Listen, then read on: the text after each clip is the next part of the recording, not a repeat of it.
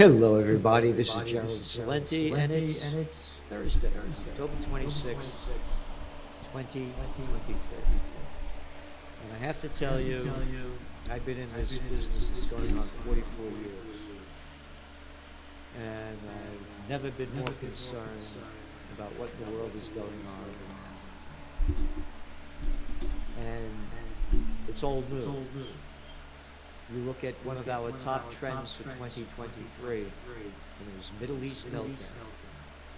We warned about this word for word for word for word that was going on. Again, all the details are there. We've been reporting on it week after week after week. It's a weekly magazine. Here's some of the articles about what was going on in Israel.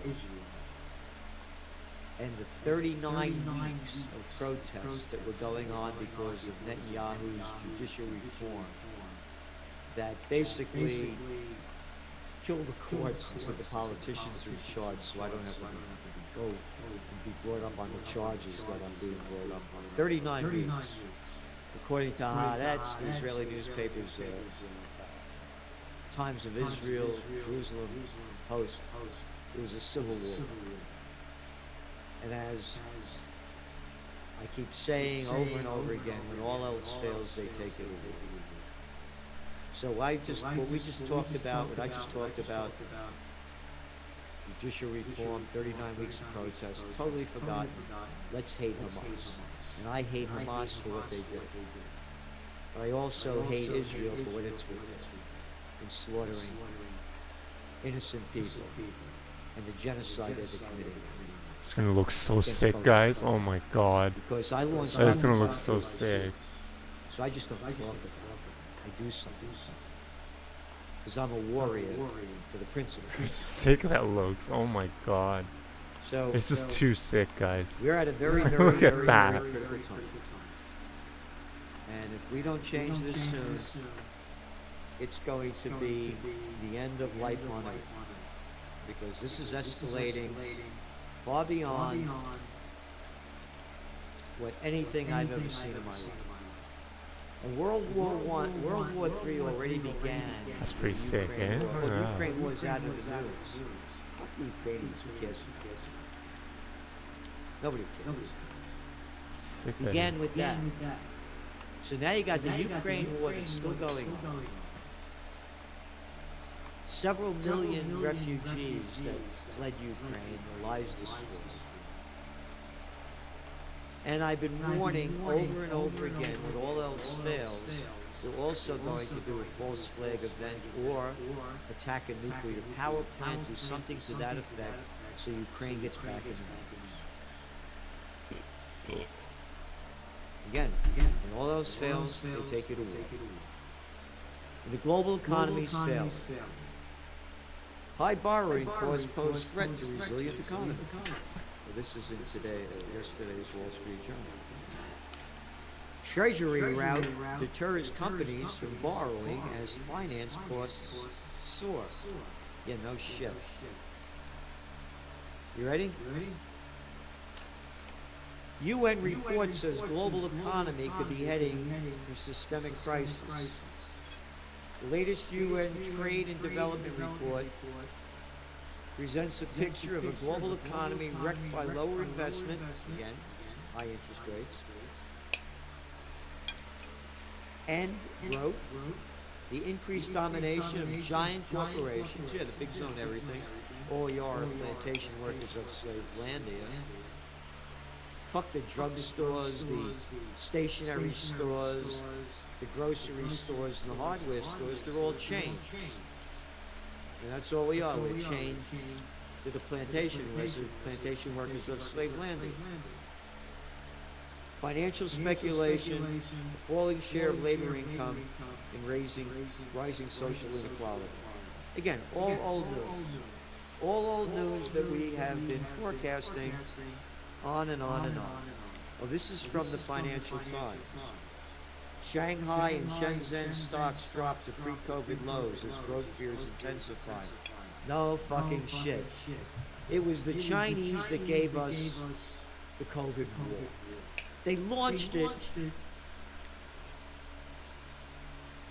On Chinese Lunar New Year, 2020, the year of the rat. This is our Trends Journal magazine 2 weeks after they launched it, when all the world is worrying about the coronavirus. 106 dead in China, 1.4 billion still alive. The new Black Plague? We called it bullshit from the beginning. And again, I used to be on Hong Kong TV back in 2019. Million people were taking to the streets in a city of 7.5 million. 1 million people out of 7.5 million. In America, the gutless country of America, you can't get 1 million people out out of 332 million to talk about peace. They were fighting the Chinese takeover. And I'm taking a break with the guys. Frank, what's going on? Mr. Slinky, we're not going to stop. We're not going to let the Chinese take over. Guess what? They launched the COVID war, locked down Yuan, locked down Shanghai, Beijing, Hong Kong, passed a security law. Boop, over. Totally forgotten. Totally forgotten.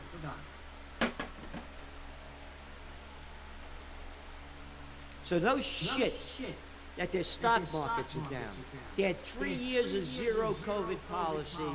They destroyed the lives and livelihoods of hundreds and hundreds of millions of people in China. And it's global, as the reports are showing. Oh, the markets today.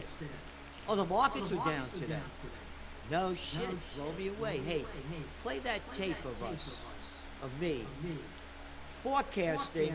Now, before you play it, go back to November, December, January, February. I'm on with everybody all over the world saying, no, the market's going to go up in 2023.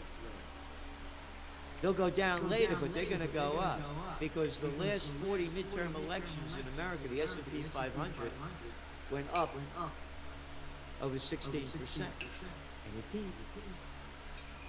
And then, this summer, while everybody was celebrating, here's what the Trends Journal forecasts. It's going to start happening in late September, October. The reality is going to set in. But as we said, the big decline is going to start happening in September into October. Again, we believe they're going to start going down in September and October. But don't worry, things are going to look good during the summer. You're not going to get reality until the end of September and October. The reality is going to start hitting in mid-September. They're saying the worst is yet to come in late September and October. I maintain my forecast that late September into October, that's when you're going to see the big decline. Trends Journal had forecast that the markets would go down late September and into October on the economic front. We had forecast that the markets would go down in September, late September, October. So we're going to see the markets go down in September. That's our forecast, and they may crash by October. Very, very possible. The economy is going to go down. The equity markets we're forecasting are going to go down. Today's 31st. It's not going to be a happy September. All right? There you got it. You show me anybody in the world that said that. Anyone. Show me anyone that forecasted. Oh, the NASDAQ now? Oh, it's in correction territory. It's down over 10%. The worst is yet to come. And that's why you subscribe to the Trends Journal. TrendsJournal.com. We're giving you history before it happens. The trend is your friend, and we're the only Trends magazine in the world. Now, don't give me your fucking bullshit. Oh, these are the fashion trends. Yo, fuck off. Go the fuck up. And it's, by the way, it's a grand total of $2.86 a week. So the more subscribers we have, the more that we can do. And we're giving you what you can't get anywhere else. This week's like another 170 pages. All right. Roche secures $1.1 billion for bowel disease drug specialist. Roche plans to buy immuno. I'm only mentioning this because each week we have bigs getting bigger. Bigs are getting bigger. The bigs are getting bigger. They own everything, and they own all of these little scumbag motherfuckers and motherfucking politicians. Idiots and morons call it campaign contributions. They're little suck-up fucks that are ruining our lives because these bigs buy them out. So, this thing's going down big, it's going down fast, and it's going down hard. Ready? Sales to Gucci parents disappoint. No fucking shit. They disappoint because they ain't buying crap over there in China because they destroyed the fucking economy, and the economy's going down globally. Yeah, I know. We just had big GDP numbers in America. You know what that is? Yep. So, going back to the Israel war. I have Oh, it doesn't add emotes, I'm guessing. one state solution to end the Israel war. Bring democracy to Israel. End the Jewish nation state. Why? Make it one state, one nation, in which all people are created equal. This little fucking scumbag clown, this little fucking dick, Lindsey Graham, that the fucking mainstream little prostitutes, these little gutless little boys and girls keep putting on there. This is what he says.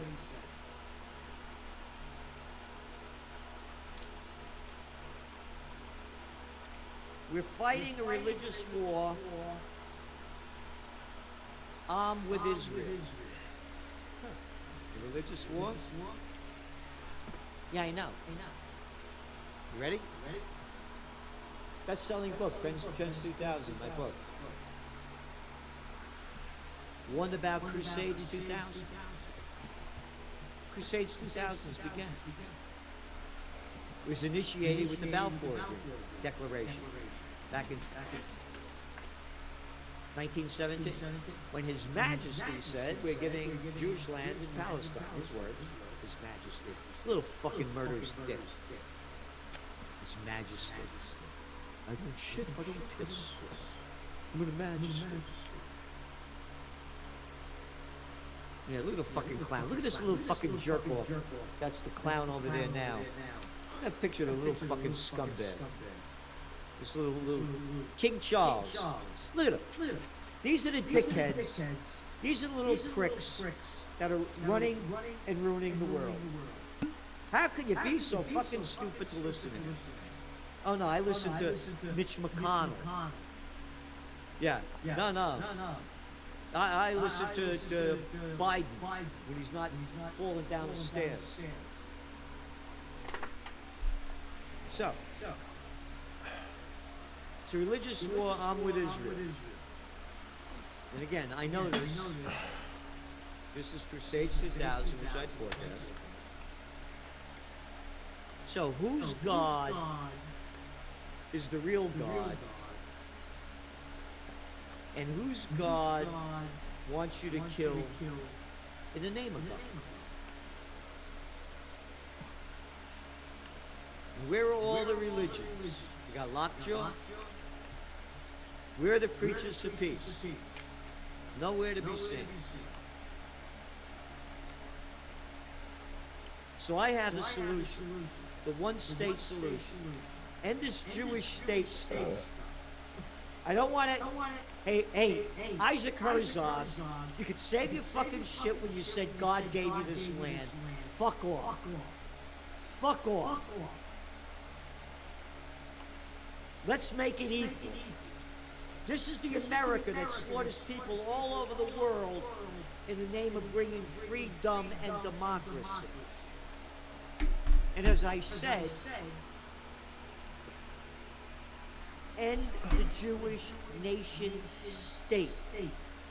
Make it one state in which all people are created equal. So this is from Fox, Mainstream, 2018. Israel's hugely controversial nation-state law explained. And this is brought to you by the murderous guy Netanyahu. Israel passed a controversial new state law last week that's sparking both celebration and fierce debate over the very nature of Israel itself. The law does three big things. It states, you ready? Quote, the rights to exercise national self-determination in Israel is unique to the Jewish people. So all the other people living there in Israel, you don't mean shit. You're not equal. We're above you. Number two, it establishes Hebrew as Israel's official language and downgrades Arabic, a language widely spoken by Arab Israelis, to a, quote, specific status. And number three, and this is this, it establishes, quote, Jewish settlement as a national value. Oh, you could steal all the fucking land you want in violation of the Geneva Convention, of Article 242 of the United Nations. You can steal any fucking thing you want. It gets better. And mandates the state, quote, will labor to encourage and promote its establishment and development, end quote, of more settlements. So throw out the people out of their homes. God gave us this land. Get the fuck out of here. This has to stop. Again, end the Jewish nation state. Make it one state. Make it a democracy where all people are created equal. Because, yeah, this is a big story in the New York Times, right? Russian missile fired from across border. Killed 6, Ukraine says. Oh, Ukraine says killed 6? You only killed over 7,000 Palestinians already in the genocide against Gaza. That's okay. But this is big fucking news. UN chief denounces clear violations of international law in Gaza. UN Chief Antonio Guterres condemned, quote, clear violations of international law in Gaza as the U.S. added to mounting pressure on it. Protecting civilians can never mean using them as human shields, the Secretary General said. Adding that this does not mean ordering more than 1 million people to evacuate to the south, where there is no shelter, no food, no water, no medicine, no fuel. And they continue to bomb the south itself. So call this guy a liar. Well, they did. Israel calls on U.S. chief to resign. There we go. You can't tell the truth. World is failing Gaza, United Nations. This is today. The international community has so far failed to fulfill and protect civilians in Gaza amid the continuing Israeli bombing campaign. UN Undersecretary General for Humanitarian Affairs Martin Griffiths said on Thursday. Israel's, quote, heavily bombardments are getting worse, even in parts of the enclave that was supposed to be safe, and the rules of war are clear. Civilians must be protected and have the essentials to survive, wherever they are and whatever they choose to move or stay. The UN official also said today, the world itself is failing to meet the bare entitlements of a part of humanity. Oh, they don't count. They don't count. It's the nation state. They don't count. Here we go. Today's New York Times. Tuesday, excuse me. Developing world accuses West of double standard over Gaza and Ukraine. Gaza deaths rise as anger flares in UN speeches. Look at the slaughter. U.S. Now this is very important because it goes back to your top trends for 2023. Middle East meltdown, where we said they're going to drag Iran into this. And if Iran gets into this, it's going to be the end of life on Earth. It's going to be World War III escalated into a nuclear war. U.S. moves to deter Iran from entering conflict ahead of Israel's Gaza invasion. So it's okay for Israel to invade Gaza. And the U.S. is using Israel's, well, anyway, so it's a warning, right? U.S. may target Iranian crew. Strategist. Washington is likely to tighten crude oil sanctions against Iran over Iran's alleged support for Palestinian militant groups in Hamas. The head of global commodity strategy at RBC Capital's Markets, Homo Krupp, has said, talking on CNBC, What's up, homie? How are you, man? the West and the Biden administration would, quote, at a minimum, curb Iranian energy exports.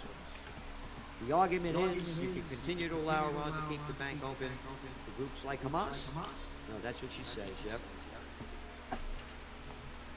Blinken warns Iran as militants backed by Tehran stage attack.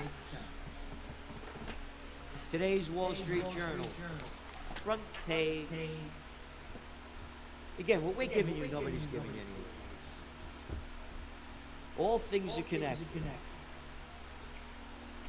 Opportunity misses those who view the world through the eyes of their perfection. We look at things for the way they are, not the way we want them to be. I'm telling you,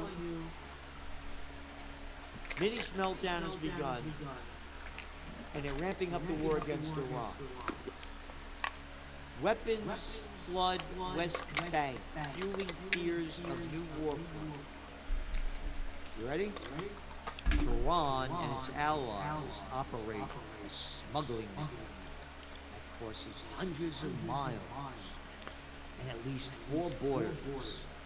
Spew out Sunni Angla Ramusin and Banat Fulkan. Yeah, fuck you, Khan. Who the fuck are you to say this shit? Oh, we're repeating the crap that they shoved down our throats, Salenti. We're prostitutes. We're media whores that get paid to put out by our corporate pimps and our government lawmakers. Because we're war whores on parade. Then you go on top of that. You ready? Here it is. Take a look. Hamas fighters had trained in Iran before Israel attacked. You see where this is leading? And again, you are not allowed to say anything contrary to the shit coming out and the shitheads in charge, like that arrogant fucking prick over there in Florida, the DeSantis. Yeah, the little fucking warmongering DeSantis. Florida Governor Ron DeSantis bans pro-Palestinian Heartbreaker. student DeSantis, you heartbreaker. You piece of shit. The State University system of Florida said on Tuesday that it would dismantle chapters of the Students for Justice in Palestine. You gotta get all those Jewish folks down in Florida, huh? As you're failing to run in the presidential election and even getting close to Trump. Dump. This is the Yeah, fuck no. that was down in Yeah. Guantanamo that No, that got guy, dumped bro, over dude. there. You like murder, don't you? That motherfucker, man. Israel's press feeling fear in covering Oh. New York Times. Last weekend, at least a dozen people surrounded the home of left-wing Israeli commentator who expressed concerns about civilian deaths in Gaza. All right, they call him a left-wing commentator because he's concerned about the genocide in Gaza.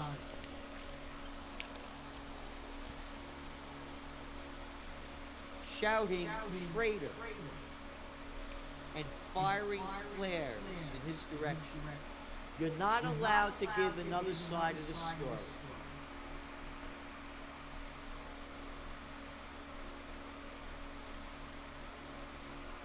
A record 114 million people displaced globally, says the UN, because of the war's coming. So we got a lot more. A lot more. All I'm saying to everybody listening, you better do something for peace. You better do something for peace. If you want to donate to Occupy Peace, fine. If you don't, fine. Do something. If we don't unite for peace, this is the end of life on Earth. How fucking stupid. How fucking bogus and dried out can you be to suck the shit coming out of the mouth of a little fucking prick like Lindsey Graham or Mitch McConnell or Joe Biden or Anthony Blinken? How fucking gutless and stupid can you be? Where is your soul? Where is your spirit for peace?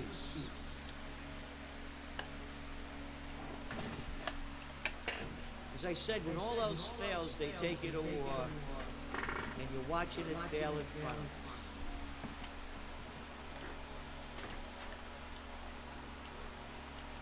The future's in your hand. Don't try.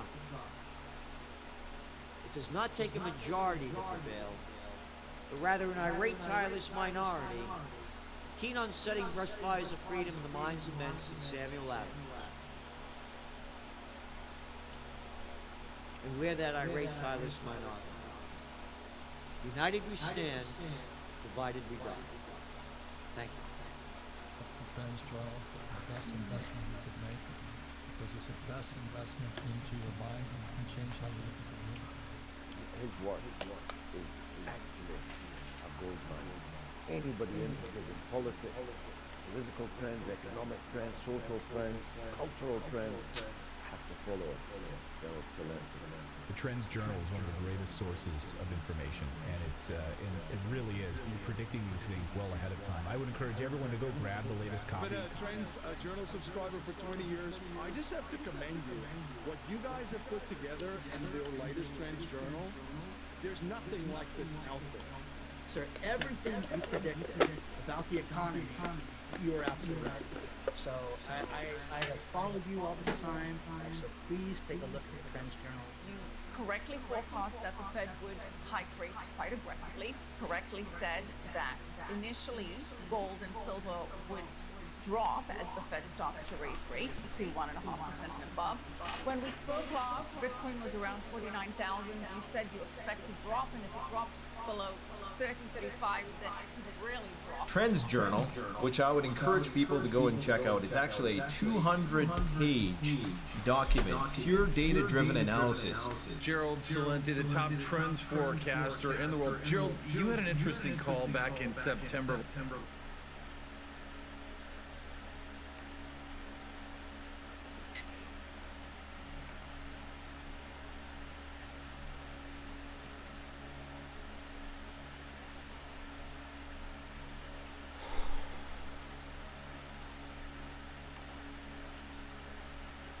Today is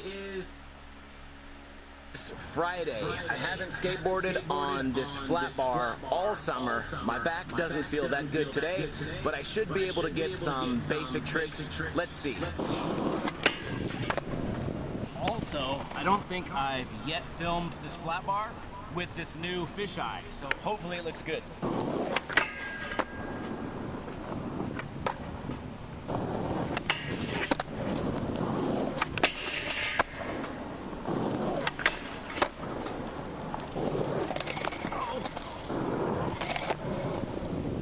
Let's move this right about here. I think a crooked grind will look better. Okay, maybe not. This camera's a little too close. There we go. I changed my mind. Don't ask any questions. A little bit faster. We'll try to be a little bit less terrible.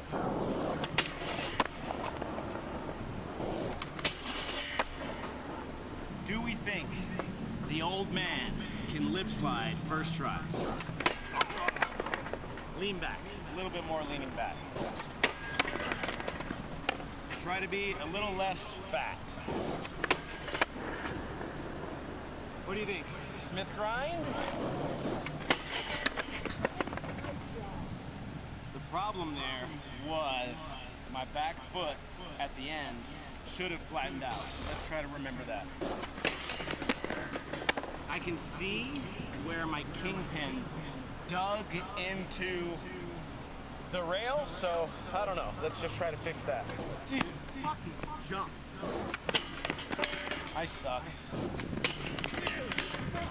I said earlier stop being fat, but I feel like I weigh fucking 500 pounds. So I haven't done a feeble grind in a long time, so let's see if we can get a feeble grind, and that'll be our last trick of the day. Okay, that was just the warm-up, just to see if I could get on. Let's try the whole rail.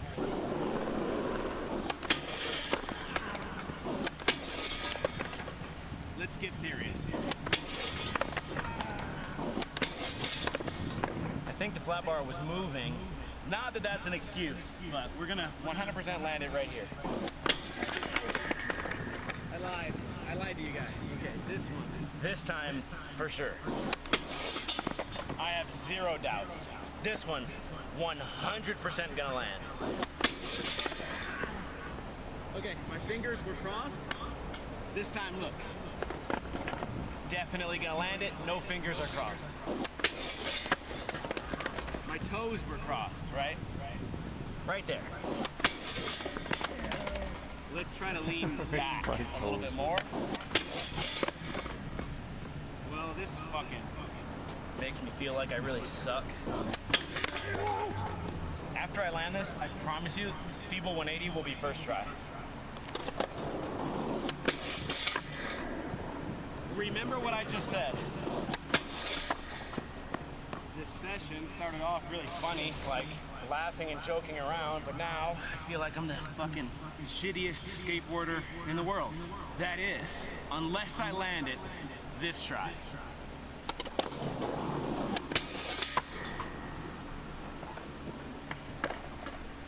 Edited. All right, so overall, Edited. not No, the best session, but I'm out of breath, so at least we got some exercise in. Hopefully next week I can skate a little bit better. My back was really aching. I took an ibuprofen, I did my stretches.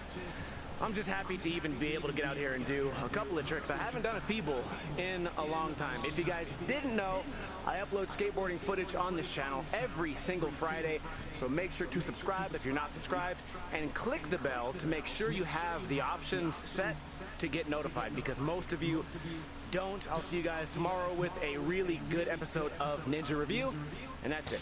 Kuna Matata.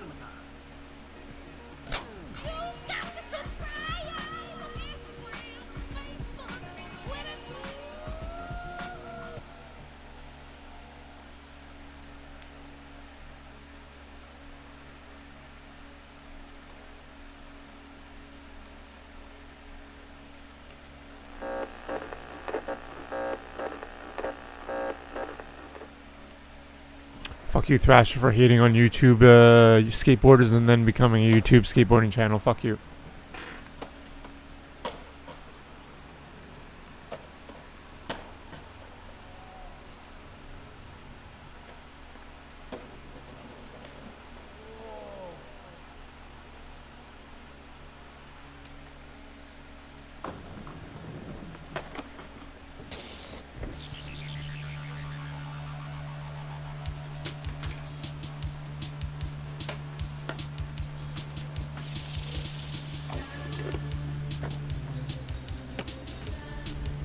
If this sucks, I'm gonna turn it off. If the music sucks, I'm turning it off.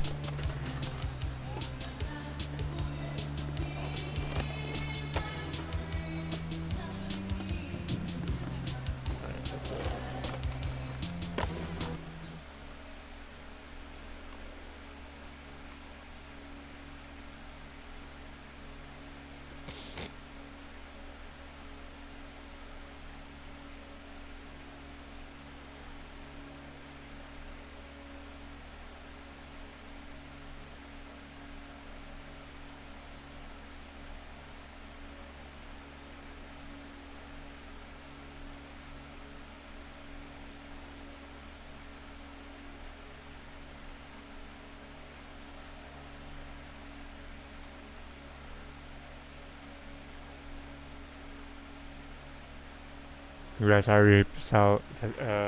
World record, anti-world record.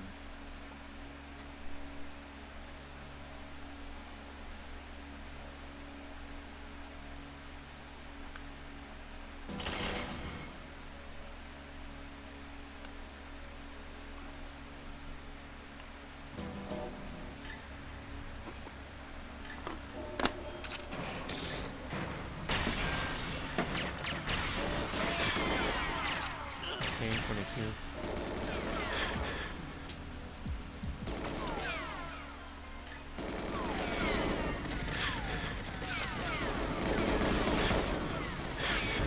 Insane 22, man. Congrats, homie.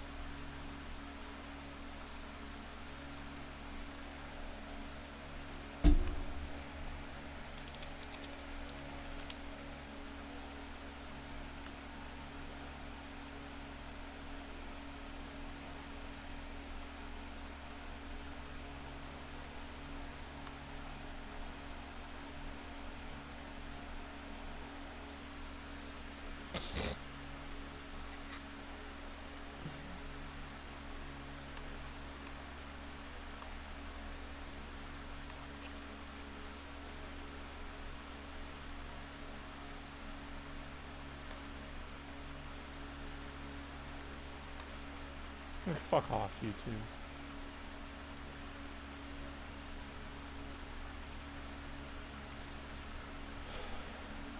Okay, everybody, here we go. It's me, Gregory Manarino, pre-market report on this Friday, October 27, 2023. You're never going to guess what happened now. I'm sure this is not a surprise to you, nor a shock to hear. Are you ready? The United States has directly attacked targets in Syria, and this is having a nice effect on crude oil, which is higher by about 1.5% as I am doing this video blog, and trading the start is roughly an hour and a half from, again, the time I'm doing this here. It appears clearly that the United States, along with Israel, of course, and you know, this whole thing, the military-industrial complex, is determined to see war expand around the world. This has been the goal since the get-go, and I think, you know, that's unfortunately where it's going, and it's going to get a lot worse from here, but you're not supposed to know that. You're supposed to think that everybody wants peace. Maybe you and I do, but the goal is war. The goal is always war. And war, as you all know, generates more cash for the military-industrial complex in terms of borrowed dollars than any other endeavor on this earth, and many, many people are going to die. And the more people that die here, the higher U.S. GDP is going to go. Oh yeah, remember yesterday we got this miraculous number, 4.9%. And of course, you know, no one's going to tell you this except for Reuters. Reuters, my hat went off to Reuters yesterday when they said that this GDP number was basically off of our support for the Ukraine-Russia war. You can only imagine how high GDP is going to go now that we're backing not one war, but another one too, with regard to Israel against Hamas, against Iran, whatever they're going to tell you. Of course, you know they're going to sell you a story, but that's just the way it always goes. They're going to try to get people to back it. You have to understand, that's what scares me the most. A false flag event on U.S. soil or on a NATO nation here would really exacerbate the underlying problem, which is what they want to do. They want to draw more of the world into this conflict. And unfortunately, this is just the opening salvos here of World War III. And you can only imagine how high GDP is going to go. Yeah, I mean, with regard to Israel, you know this already. And let's back up. When this whole thing started initially with Ukraine, Russia, we said right here that this was the beginning of World War III. Most of you thought that I was crazy, but no, this is where we're going here, and we would not. I told you war was going to expand. This is not it. A Middle Eastern war here is exactly what the doctor ordered here. And, you know, of course this is going to have a profound effect, especially if Iran gets directly involved. And they're looking for an excuse to hit targets in Iran directly, and they will. Iran will be attacked big time. Just wait. It's coming. And crude oil is going to go to the moon. Energy prices are going to the moon. Many, many more people are going to die. And that's going to require hundreds of billions of dollars to be funneled over there and everywhere else, and of course that's positive for GDP. See, you're not supposed to know. It's just laughable to me, honestly, that government spending in any form. I mean, if the government wants to send $100 billion to the Israel, first of all, we don't have the cash. All right, where does the cash come from? Federal Reserve. We don't have a war chest. No developed nation on the planet has a war chest. They have to borrow this cash from the central banks, who are more than happy to lend. You know how this works, people. The more cash or the more debt that a central bank is called on to issue, the stronger they become. Exponentially stronger, not weaker. You remember that whole fairy tale under the last president, President Trump? Oh, he's bankrupting the Fed. That's why he's spending like this. He's bankrupting the Fed. No. All he was doing was empowering the Fed. All right? Every dollar that a central bank is called on to issue makes them stronger. Okay? It doesn't make them weaker. Central banks have one product, debt. And the more they can issue to the world, the more they're called on to issue to the world, in this case the Federal Reserve, the stronger they become. Today, the Federal Reserve is the strongest organization on the planet, bar none. Especially thanks to the last three presidents, going back to Obama, Trump, current idiot sitting behind the Resolute desk. These three presidents have made the Federal Reserve literally invincible at this point. And this war, expanding war, the propagation of war, is going to make the Fed even stronger, because again, where's the cash come from? Oh, right over there, and they're more than happy to lend it. And then you're going to hear the freak show how strong our economy is. Look at the GDP number. Our economy is booming. I'm not going to tell you. Again, cash funneled here, cash funneled there, building up the military-industrial complex. All of this adds to GDP. It has nothing to do with what the consumer is going. The consumer is getting wiped out. The consumer is maxed out. They're done. They're absolutely done. This is the creation of this neo-feudal system you and I have spoken about for 10 freaking years. A wipe out of the middle class. And let me tell you something about this whole thing here, in case you don't know. There are some people that are going to become unbelievably wealthy, more wealthy than they already are, via the mechanism of war. It's an incredible thing to understand that 1% of the richest people in the United States control half the nation's wealth. That, my friend, is pretty profound. But again, what else would you expect in this environment where we're going? But you can expect, again, this is just the beginning. More war, more death, more suffering, and that means higher GDP, and that means we're all doing great, because that's what they're going to tell you. The propaganda ministry is going to tell you, like they always do, they dictate your life to you, that everything is fine. Like Janet Yellen yesterday with this GDP number. Oh, I don't see a recession. The GDP number, you can make it up. But there's no accountability here, and no one questions it. No one questions it, nor will they be allowed to question it. Watch what's going to happen at the next FOMC meeting when they float out Jay Powell, the vomitous mass puke that is now really the ruler of the world. I'm talking about the Federal Reserve Chairman. No one's going to ask him at all how the billions, hundreds of billions of dollars that are being funneled around the world to fight wars, to expand war, to propagate war, that he's the guy who's supplying all the cash. And he won't tell you. No one is going to tell you. Not Lex Luthor from the Federal Reserve, nor the Gula from the Federal Reserve, or any of these creatures are going to tell you how massively inflationary this is. Oh, we're going to get an inflationary number today. I think it comes out at 8:30. Right now it's 8:13 a.m. Eastern Daylight Time. We're going to get an inflation number. And of course, this number is going to have no bearing on reality at all. Right now, in aggregate, and I showed it to you yesterday, inflation here in the United States has gone up. Well, their cost of living overall has gone up nearly 24% since 2020. 24%. That, my friends, is absolutely incredible. And you haven't seen anything yet. If you think we're done, oh, that's the new catchphrase being thrown around, which was the old catchphrase. Are you ready for this one? How many of you recall, I don't know, maybe last year, inflation is peaking. Inflation is peaking. Inflation is peaking. That was the other lie. It was temporary. It was transitory. Then it was peaking, for which obviously this has been a complete lie. In no way, shape, or form has inflation. And they're using it again. They dug up that term. They're using peaking again. Turn on CNBC. Bloomberg this morning, they were talking about peaking inflation. Peaking inflation. It's not peaking anyway. It's spiking. And it's going much, much higher. And forget about what's going to happen here.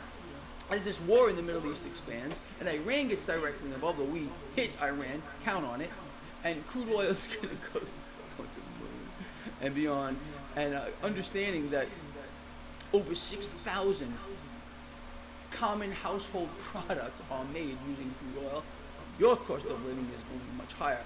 Again, this is pressure on the middle class, and it's not going to stop. It's not going to stop. Once you are aware of that, you're all going to be a lot better off than you are right now. Anyway, with that said, let's look over at this market.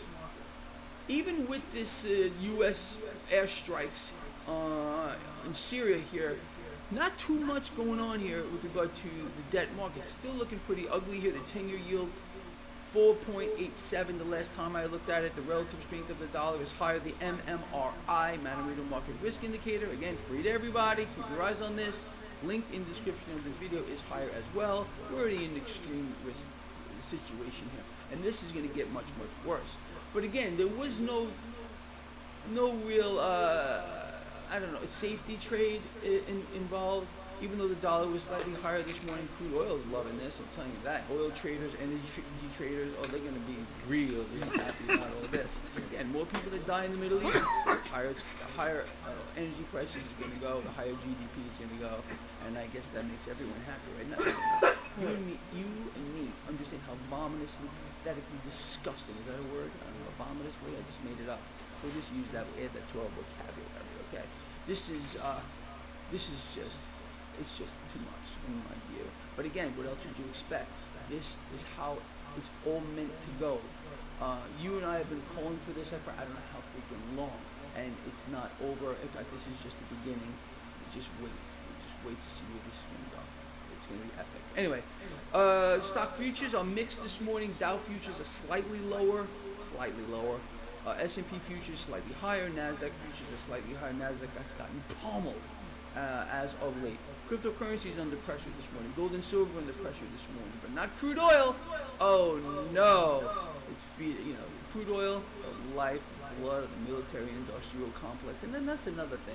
You have to understand with regard to crude oil, not only are the banks in all kinds of trouble holding toxic debt. Okay, it's unbelievable in this environment. How these institutions did not have the foresight, I guess. I don't know, something's up here. Because you and I are going to pay for it anyway, so they don't care. But to load up on debt that's yielding nothing, did they not understand that at one point yields were going to rise like we're seeing now? And they were going to watch their portfolios value evaporate? Did they not know that? Of course they knew it, but they also knew that you and me were going to pay for it. You understand? Do you see how twisted this is here? And then with loan defaults skyrocketing across the board. We've never seen this before, not even during the Great Recession. We're way past that. So these banks, the banking system is in trouble, the financial system is melting down. All the stuff that you and I have spoken about on how freaking long is happening right now. And I'm telling you right now, again, okay, you don't want to believe me? That's fine. Do so at your own risk. But war is going to expand, and many, many more people are going to die. And don't be surprised when it hits home, right here in the United States. There is no doubt in my mind that something major is brewing. You can feel it. Can't you feel it? I think we can all feel it. Use your God-given intellect just a little bit, and you'll be able to see things that most people are just unable to. That's the truth. People, I love you from the heart. I mean that we all need each other more so than ever. More so than ever. our brothers, our sisters around. We're a worldwide family. Our brothers and sisters all around this world. Some people are dying right now, and many more are going to die. And I feel that what happens in one part of the world has a ripple effect around the world, and it affects every single one of us here. But those that control the world here, okay, and this is the central banks, they are the one world government we have been warned about for I don't know how freaking long. Their goal is to be the lenders and buyers of last resort. So understanding that mechanism, realizing that there is not a single nation on the planet that has a war chest, central banks are more than happy to lend. This is how they become stronger. Stronger, not weaker. Okay, this was I have to use this fairy tale. During the Trump administration, there was some rumor going around the web that Trump is trying to bankrupt the Fed. That's why he's spending so much. No, he was empowering the Fed. He knew that. If you know the mechanism and I know the mechanism, so did President Trump, so does the freak behind the Resolute desk right now, Obama, they all know it. All our politicians understand this, okay? Central bank's product is dead. The more they issue to the world, the stronger they become, not the weaker. Okay, so when you hear that kind of a tale, you gotta think about it. Understand you're being lied to, you're being misled, you're told to look here, you're being deceived. So easy to understand. When you know how the system works, you can see the deception that it just unfolds right before your eyeballs, okay? This whole thing is when it's set up, and every one of these people are playing a role, they're playing a part. You understand? This is not what it seems to be. Nothing is what it seems to be.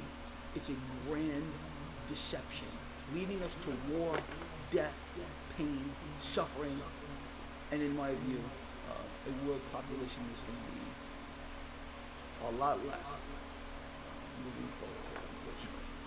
All right, look, love you a lot. If you got something out of this video, please share it, get it out there, thumbs up. Those are always, I need those things, truly, truly. It gets we need these things. It gets the video out there, all right? I'm counting on that. I'll see all of you later, 4:05 p.m. Eastern Daylight Time for my live stream. Have some questions ready for me. We're going to cover it all, all right? I'm back.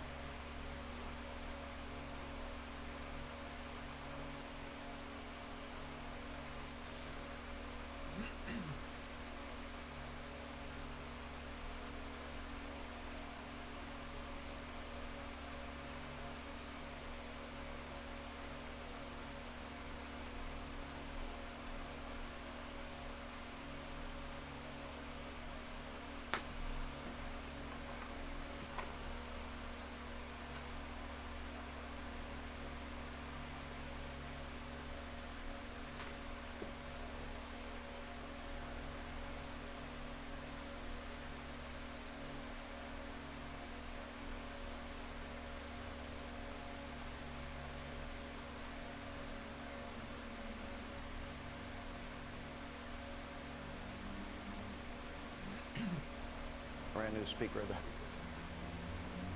House, his first interview. Mr. Speaker, good to see you, sir. Thanks, Sean. Welcome. This is not the time to be talking about legislation. We're in the middle of that crisis right now. But I just want you to know, and I want the American people to know, that all the members of the House here are deeply concerned about the families involved and everyone. We pray for the law enforcement officers that are doing that hard job tonight, and most people do not have the bravery to do. You talk about the human heart. If somebody really wants to kill innocent people, there's a lot of ways they can do it, beyond using a gun. I'm sure this will become...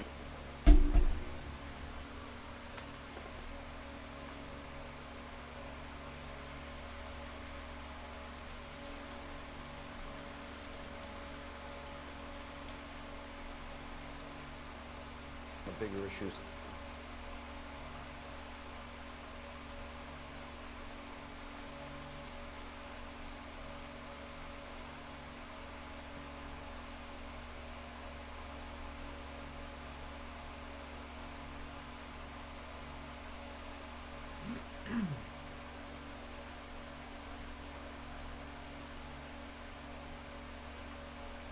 Hello world.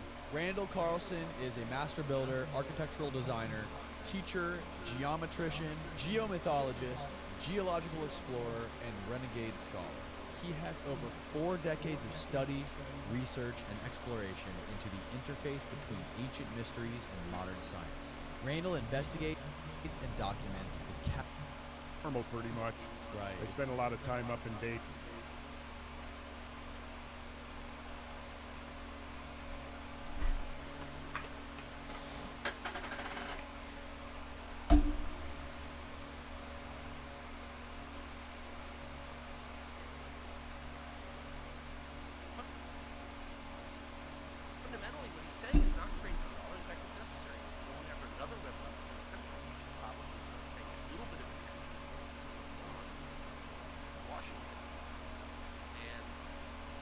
thought then, that was January of 2016, I thought that message was so rooted in common sense and also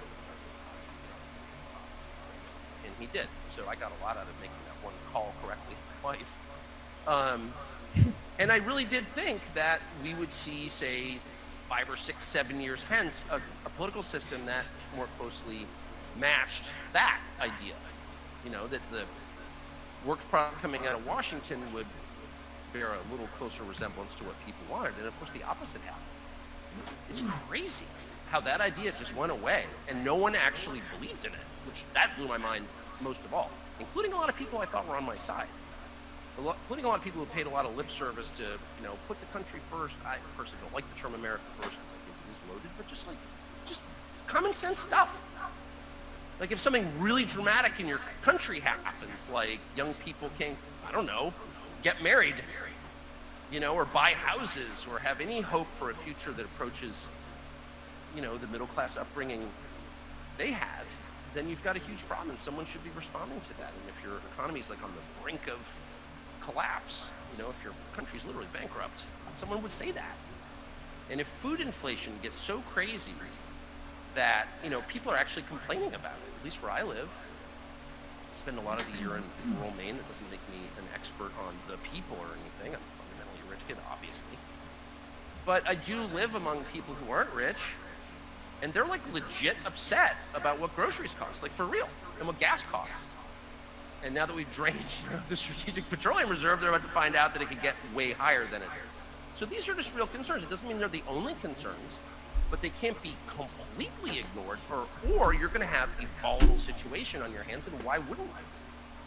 You know, angry people who feel like they have no recourse, who don't think elections are real, and they're totally right, obviously. Let's stop lying. There's a lot That's of not truth in that. factual, my guy, sorry.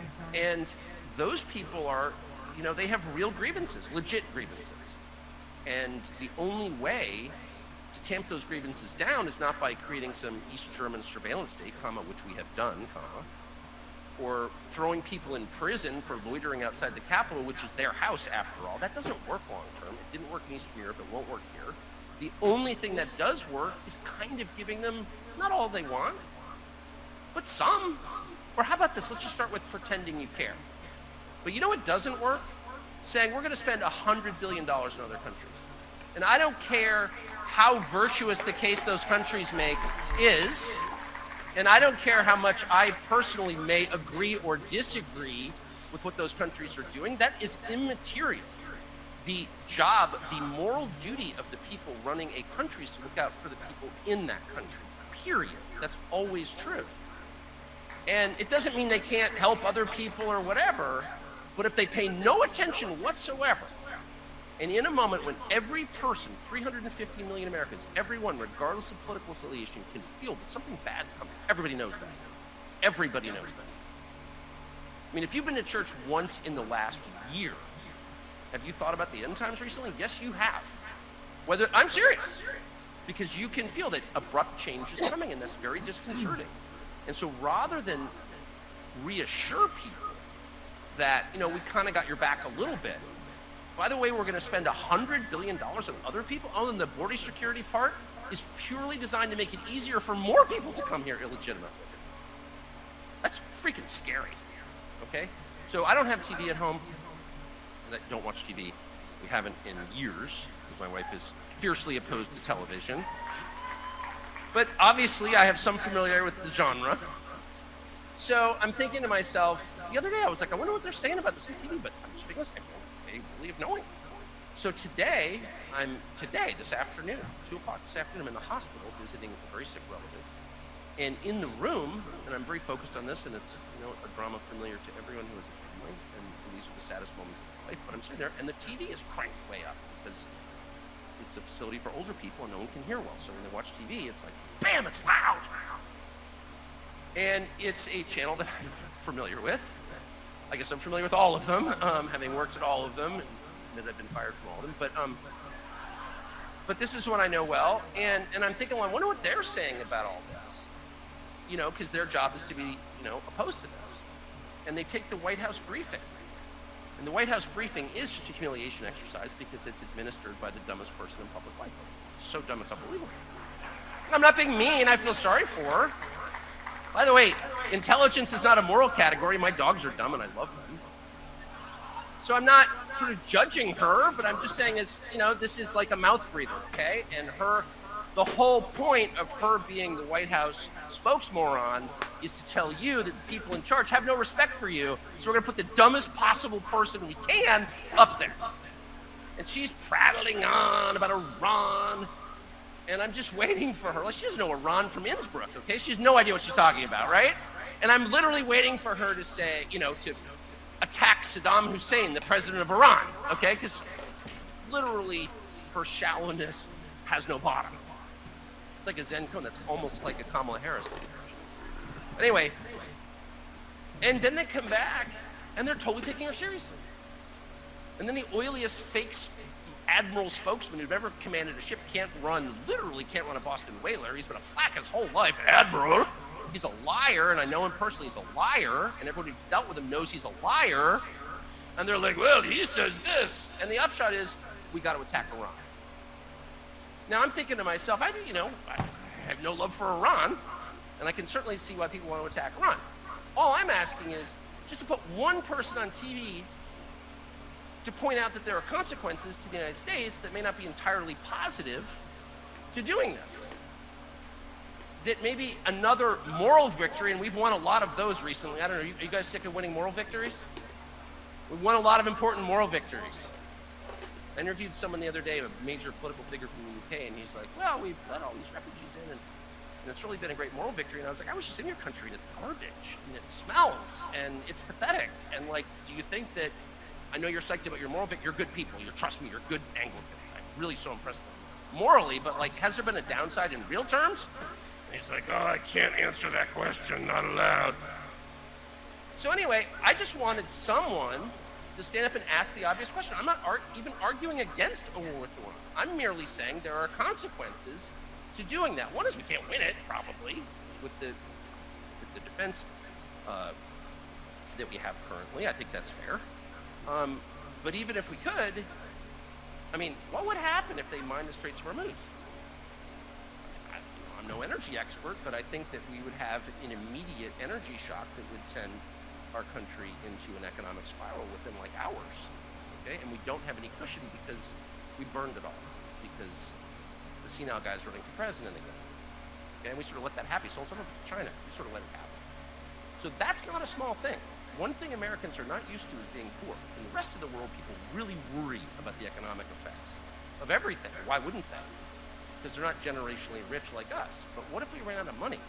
At the very same moment that American society is more fractured, our social fabric is in tatters, and we've let in millions upon millions of people who have no affinity for the United States, who are merely here for the economic benefits, which, by the way, is not all bad, and I think a lot of them are good people. I'm not attacking them. I'm merely saying their addition does not make us a more cohesive country. It makes it a far less cohesive country, okay? No matter how admirable they may be, and I know some of them, and I really like them, okay? I've even met illegal aliens I really like, I'm just being honest. But if you have millions upon millions of people with no loyalty to the United States who are all on public benefits and the country goes bankrupt, what happens? You know, last time we had a depression, the country held together because Americans had a lot in common with each other.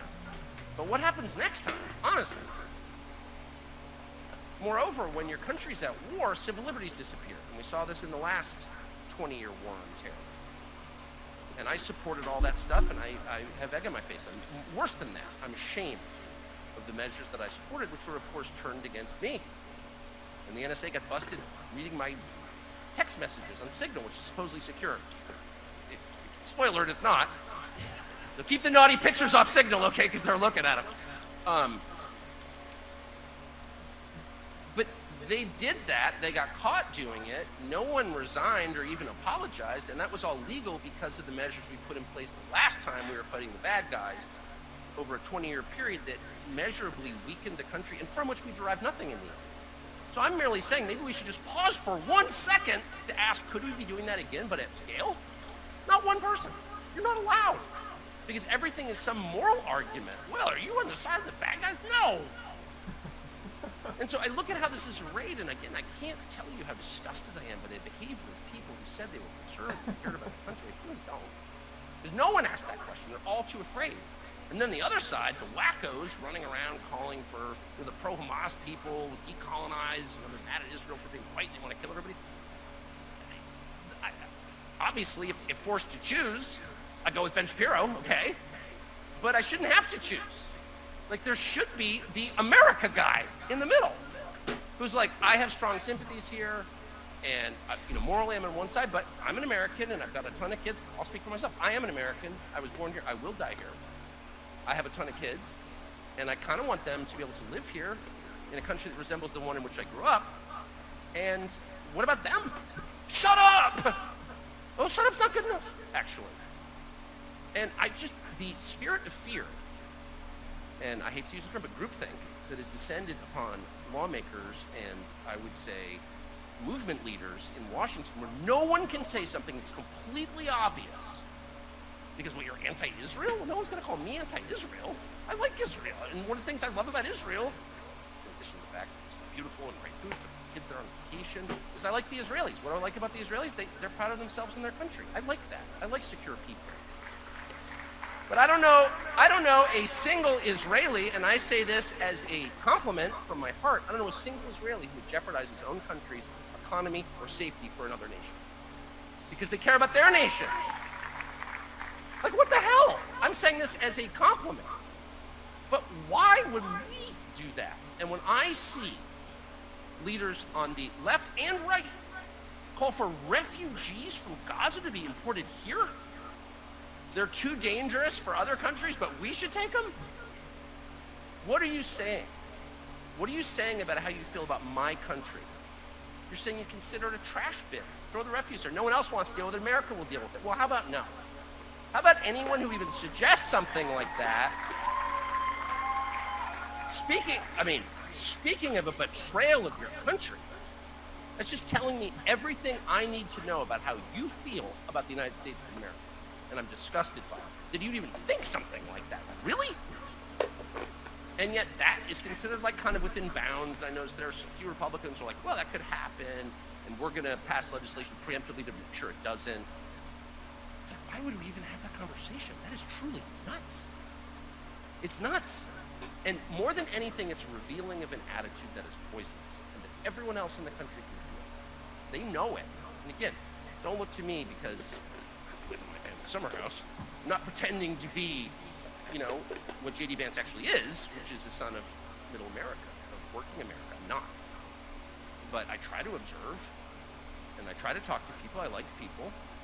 And I can tell you, I can promise you that the level of resentment toward those attitudes is extremely high. It's extremely high. And it absolutely should be. So that was Tucker Carlson. You can find that video on his page on X. He put out another one this morning too that we'll watch too if we get time. That was really good. But he was right. Israel is proud of their country. I don't know any country in the world that would jeopardize its economy and its safety to come and save America. Do you?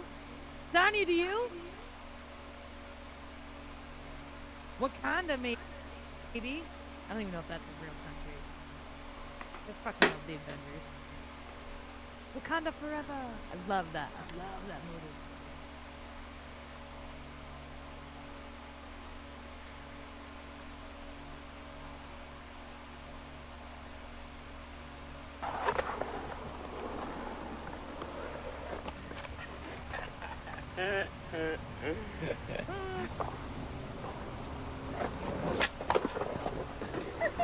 Ow, my wrist.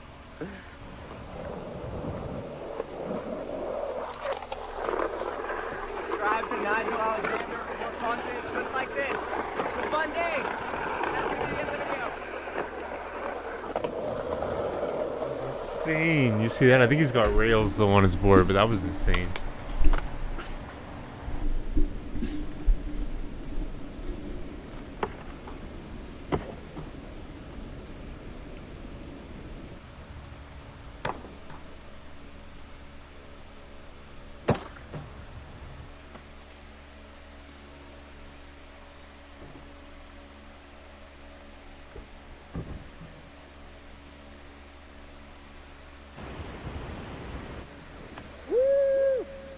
Alright guys, going out surfing. I'm not gonna surf, I'm gonna walk around like a little kid. But we got Val and Renee. And they're gonna surf, so I'll film them. It's beautiful out here. I'm trying to make my way down this as best I can. So sick. Here these guys go. It's nice. I like it. Filming surfing is hard. I literally looked down for 2 seconds and I missed. Miami Val Beach surfing. is like a million times better. I'm sorry, California. East Coast, Miami Beach is like, I've never been West Coast Beach, but dude. Yeah, Val. Oh, wipe out. I mean, it's not like a competition, but I'm saying if you're gonna go to an American beach, I highly recommend Florida. Alright, so I got my first real taste of filming surfing. That's pretty cool though. I was filming the Cool wrong spot. people, I think. Looks Val warned me cold. how hard it was. I had to try.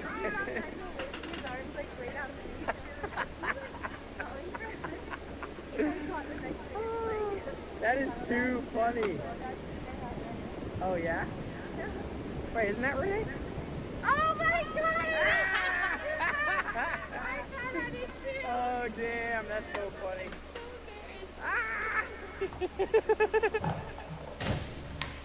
Woo!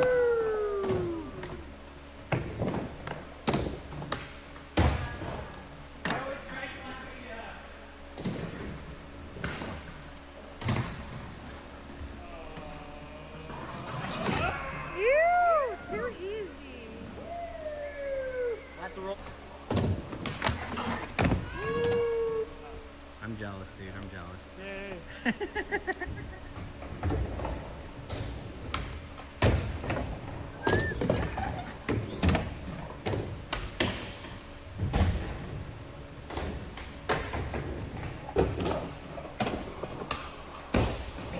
Damn. Oh, that's right. What? Dude, random burial? Oh, that'd be so sick. You got it. Get it.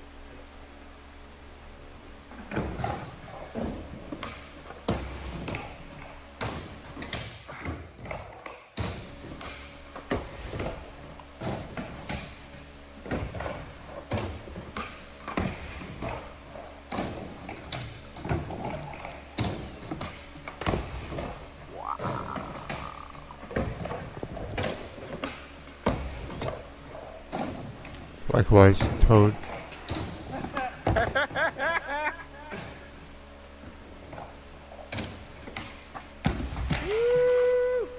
that's true. That is true. They indicted their political opponent.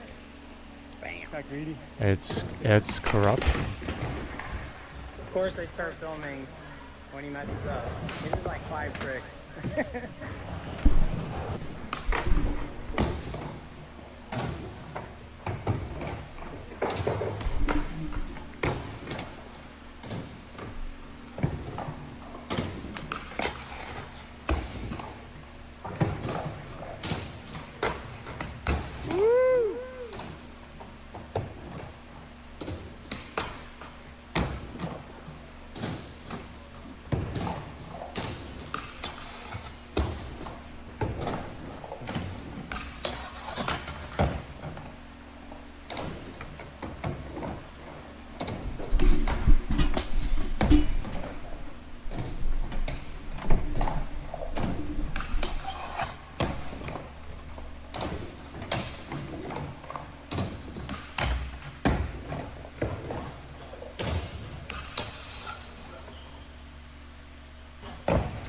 Yeah, he did it.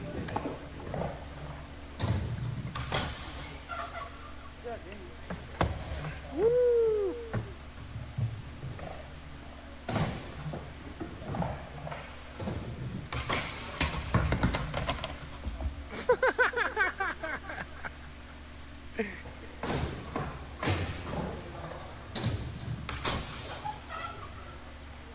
Oh, that was it.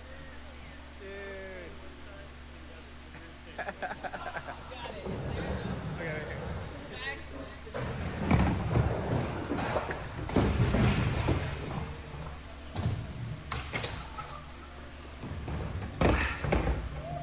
It's like you're stopping now, you just can't get the dismount.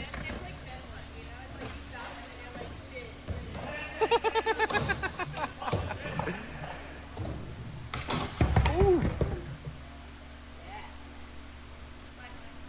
Having that balance must make skating a rail so much more easy and fun. You know what I mean? Yo, so Andy and I scored big time coming down to Carlsbad. We hit up Colin because we were gonna try and crash with him because we have in the past. And he's like, oh dude, I just got this new house. It's an Airbnb. You guys can come crash. Just put it in your video. So this is me putting it in the video. Give you guys a tour. Super rad. Awesome little beach house. It's 3-bedroom, 2-bath. Really nice and spacious, super clean. He just redid everything. It's 1 bedroom. The bathroom. Kids room, Legoed out. This thing lights up too. Show it to you real fast. Pretty sick. Bam! Damn, I gotta can't even see it, it's so bright. But yeah, the kids' room's really sick. But if you guys skate, you guys should come and check it out for sure. Old Fish Dog, Big Bear, me, the other bathroom, which is really sick. The master bedroom. Doo-doo-doo-doo. Then we got a little office space. Got a dope kitchen. Got Andy reading a Thrasher. Yeah, man. Just giving the viewers the tour. Thank you, Colin. Yeah, you the man. Hey, this guy's here to make an episode. So tight. See outside, we got a hot tub. I'm gonna show you guys the game room, which is amazing. But yeah, me and Andy were super excited coming to stay. And you can really have a good time here. It's really cool. He's got all these cool amenities. He's got an awesome spot up top you can chill. Got this axe game I've never even seen before. Super sick. Got some cornhole, which is really fun. And now, the cutest little beach house. Main attraction. Awesome gym space. Got Connect 4, Mortal Kombat, ping pong. I think he really likes sharks. I'm getting that feeling. And, you know, you could get your exercise on, double TV so you can play games with your friends. Design of one of, I think it's the first skate park in Canada. Basketball, watch this, first try. Oh, what's up? He shoots, he scores, he brings. But the info for this place is in the description below, and check it out. If you come down here and want somewhere cool to stay, and want to meet Colin McKay, check it out.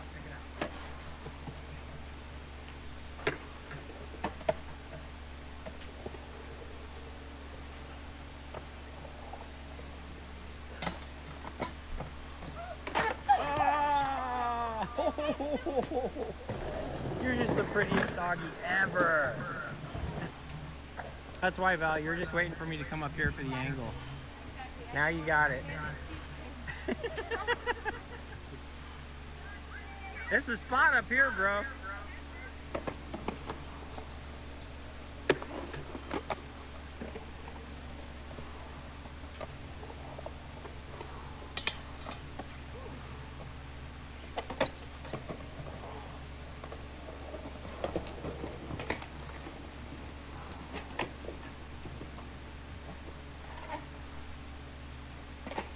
Damn!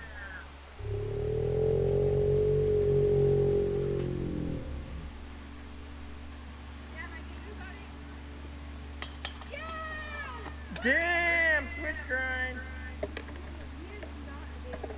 Oh, there he goes.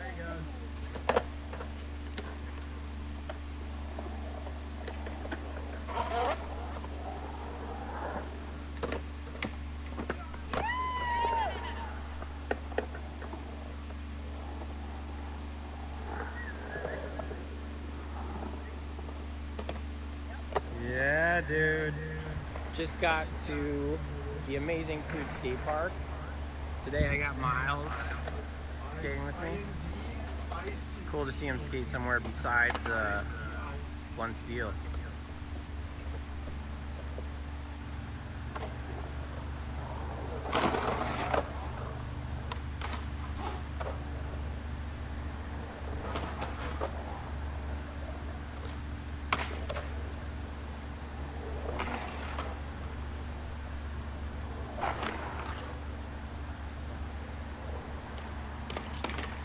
Chillin'. Wow.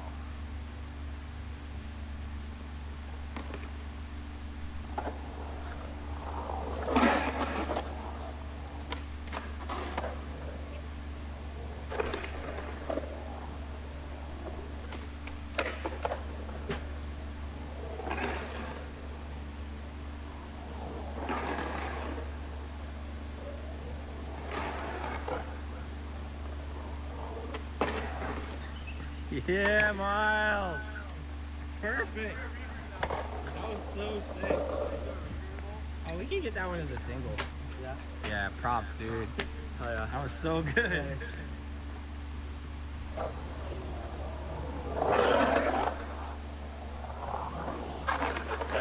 Whoa. Yeah, I got the shot. Yeah.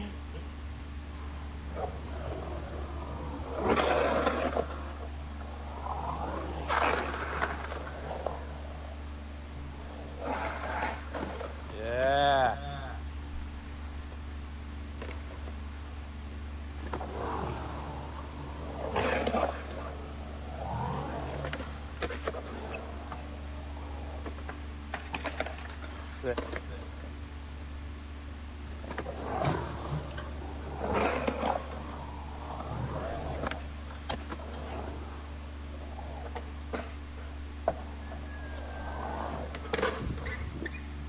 Yeah, Miles, that was perfect.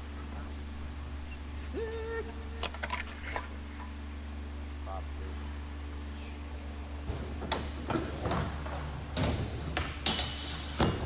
That was so fun.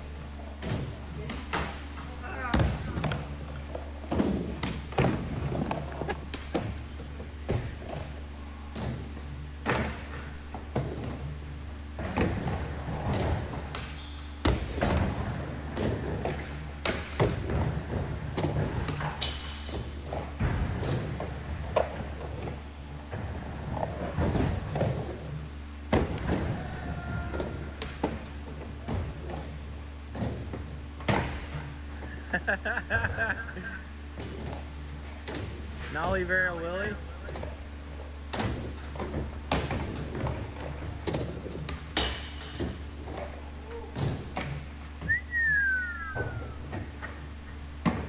Oh my god.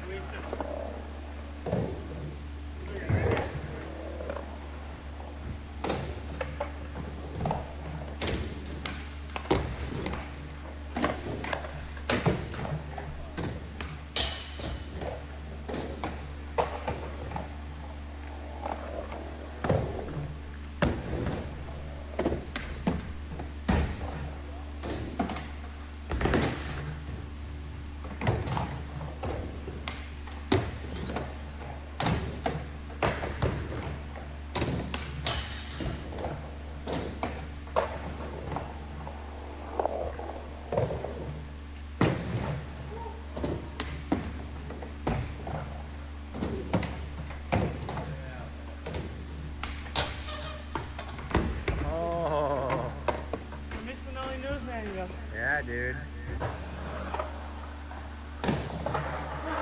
Yeah! That's so sick.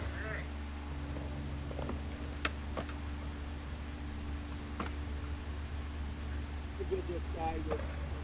I live with his mom, and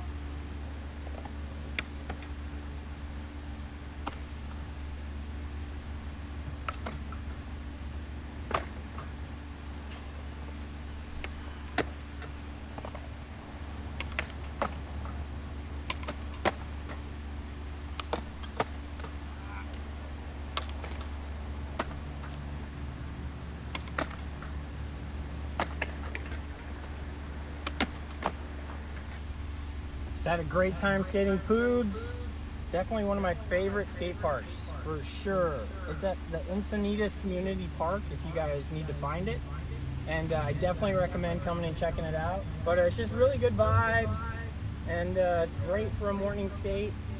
And I can't wait to come back. Like, there's a lot of stuff I want to work on. And you know, all that stuff I skated besides the mani pad was the first time I skated it. And it's a really cool, fun park.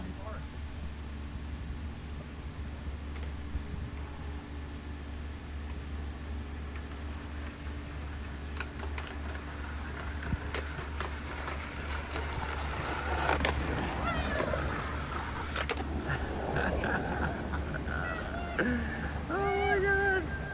That was such a sick clip. That was a clip, dude. That was so dope. Look how...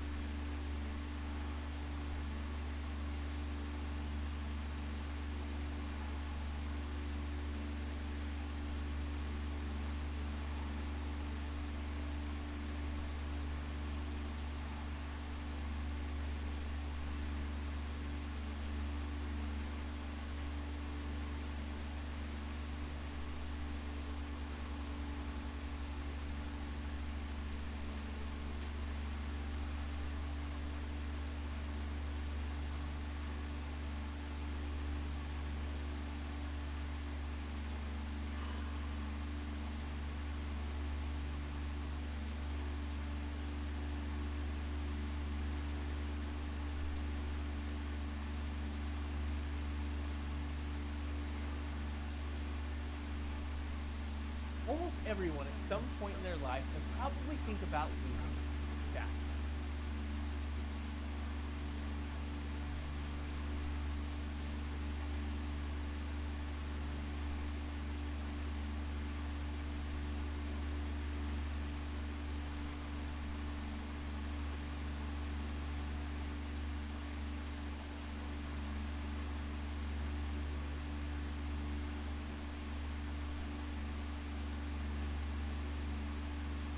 Hello, everybody. This is Gerald Salenti, and it's Wednesday, October 25th, 2023. And once again, we are very honored to have with us a man of men, a person that respects what used to be called the Constitution and the Bill of Rights in America, and knows more about it, I would say, than anybody that I know. And if you can find somebody that knows more, let me know. And that's Judge Andrew Napolitano. Judge, thank you for being here today. Gerald, a pleasure, my friend. Thank you for the generous introduction. Well, it's true. And, you know, you only write about facts as we do at the Trends Journal. By the way, the cover of this week's magazine kind of says the story that the occupy peace or die in war. There you go. What side are you on? Well, you know, I saw the cover last night, and I guess my eyes were tired because I did not see what I now see, which is the peace sign in blue superimposed. It's beautiful. Yep. Beautiful. And all you're allowed to do is you're only allowed to speak about war. You're banned from the mainstream media if you speak about peace or give two sides to the story. Now, the public and the people watching us now need to know there is no exaggeration whatsoever in what you just said. Mainstream media, including my former employers, are not interested in, well, are the Israelis going to slaughter the Palestinian civilians? Are they going to use American weapons to do so? Is the United States participating in this behavior? Does it constitute genocide? Is it ethnic cleansing? These are academic, intellectual, moral, profound, practical questions that you can't ask on mainstream media. You can't even argue on mainstream media that Joe Biden is without the constitutional authority to send cash and troops to Ukraine and weapons and troops to the Middle East. Zero authority. 2,000 Marines 5 miles off the coast. Aircraft carrier surrounded by 10 supporting ships 5 miles off the coast. Another aircraft carrier surrounded by 10 support ships. We don't know how many Marines are on that. In the Persian Gulf. The Persian Gulf, what does that have to do with Israel and Hamas? Unless, Lindsey Graham, they want to pick a fight with Iran.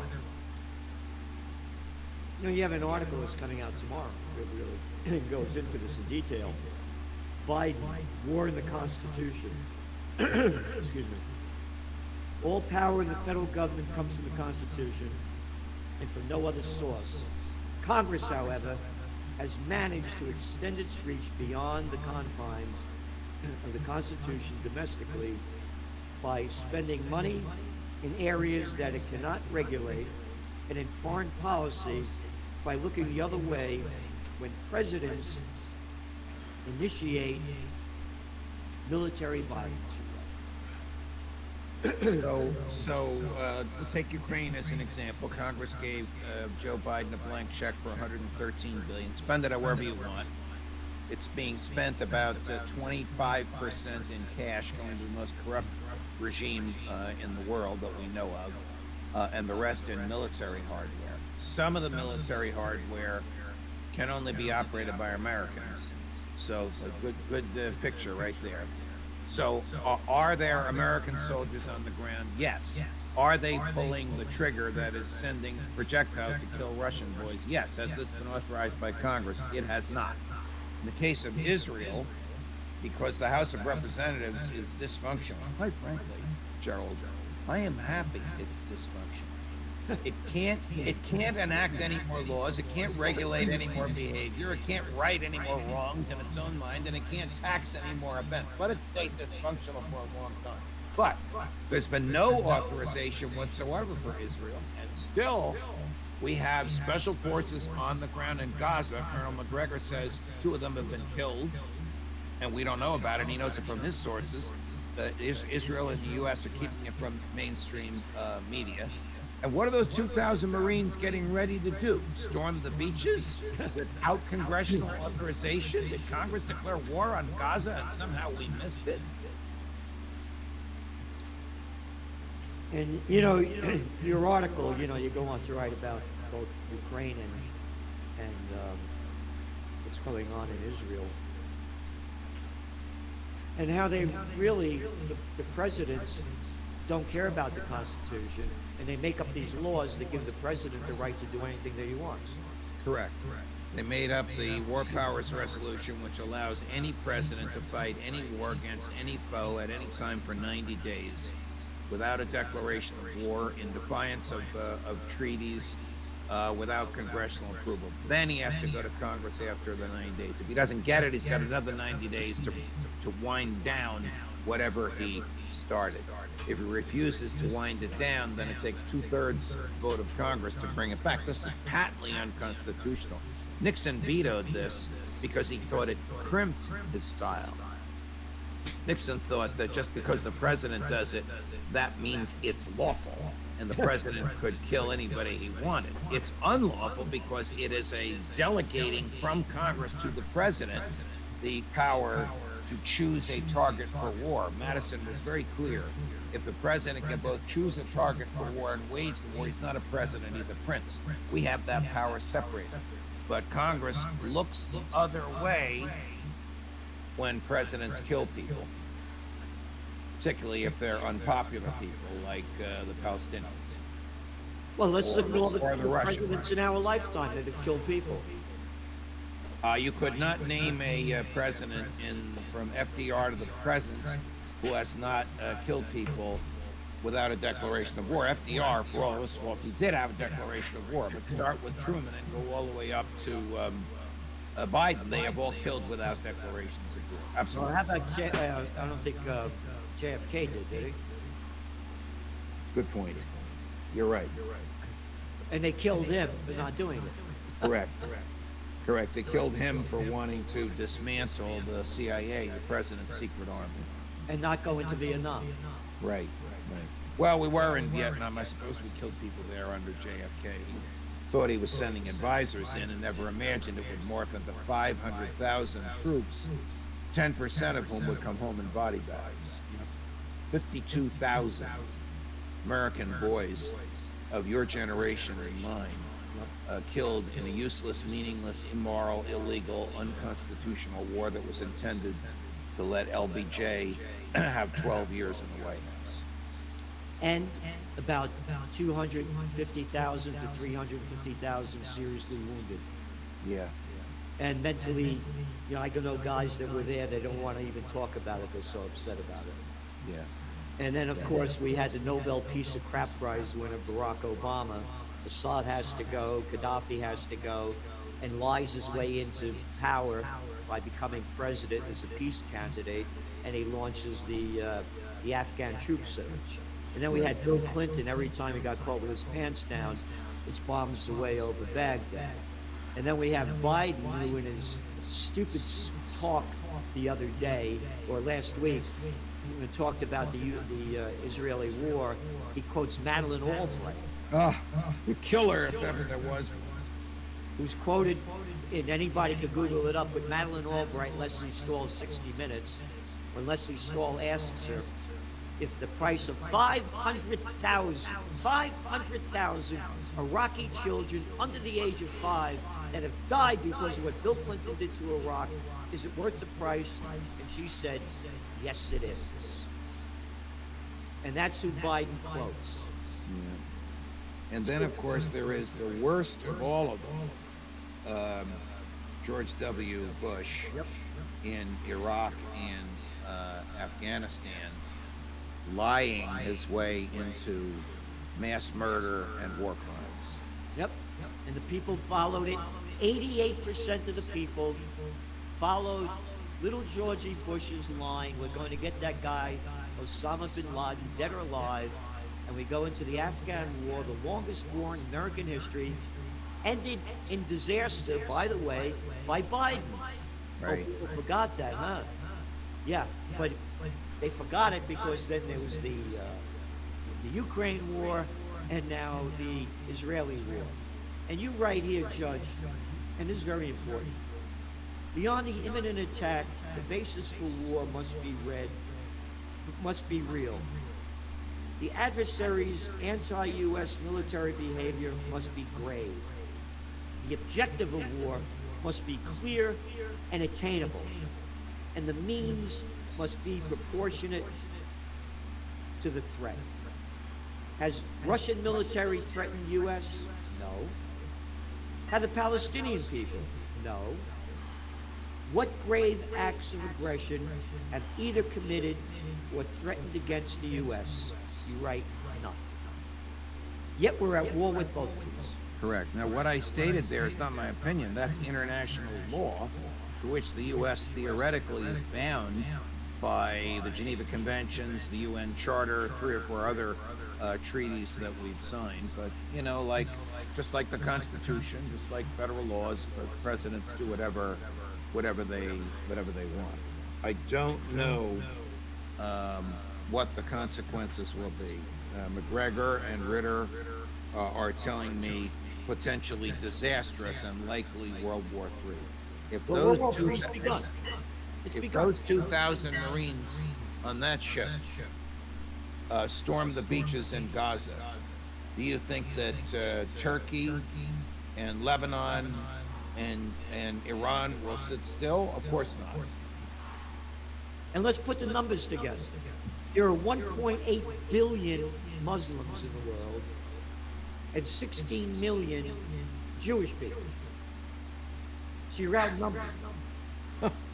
Say the numbers again because it's going to startle most people listening to us. 1.8 billion Muslims, 16 million Jewish people. So you round numbers. And the Jewish people are half in Israel and half in the U.S., more or less. And now, you know, you can't say anything against Israel because you're called an anti-Semite or anti-Jewish. And somebody wrote to me, Salenti, you're not anti-Semitic. You are a despicable Jew hater. It's obvious. You are an Italian scumbag. Oh, God. Because I'm here. You mentioned, who was it? Madison that you mentioned about a prince? Who was it? Yes, Madison said, who wrote the Constitution, said if the president could both declare war and wage war, he wouldn't be a president, he'd be a prince. And we have not elected a prince, we've elected a president. Yep. Wow. So now let's talk about the prince and royalty. This is from our Trends Journal, Judge, when it used to be a quarterly, Crusades 2000. I wrote this in 2006. In my book, Trend Tracking, or Trends 2000, which was this one, which was an international bestseller, I had forecast the Crusades. Again, this is from the spring edition, 2006. We're talking about the prince. Regardless of what England's reasons or intentions were, self-serving or otherwise, Crusades 2000 was set in motion by the 1917 Balfour Declaration that laid the foundation for Israel. This is the quote. His Majesty's government views with favor the establishment in Palestine of a national home for the Jewish people and will use their best endeavors to facilitate the achievement of this object. End quote. His Majesty,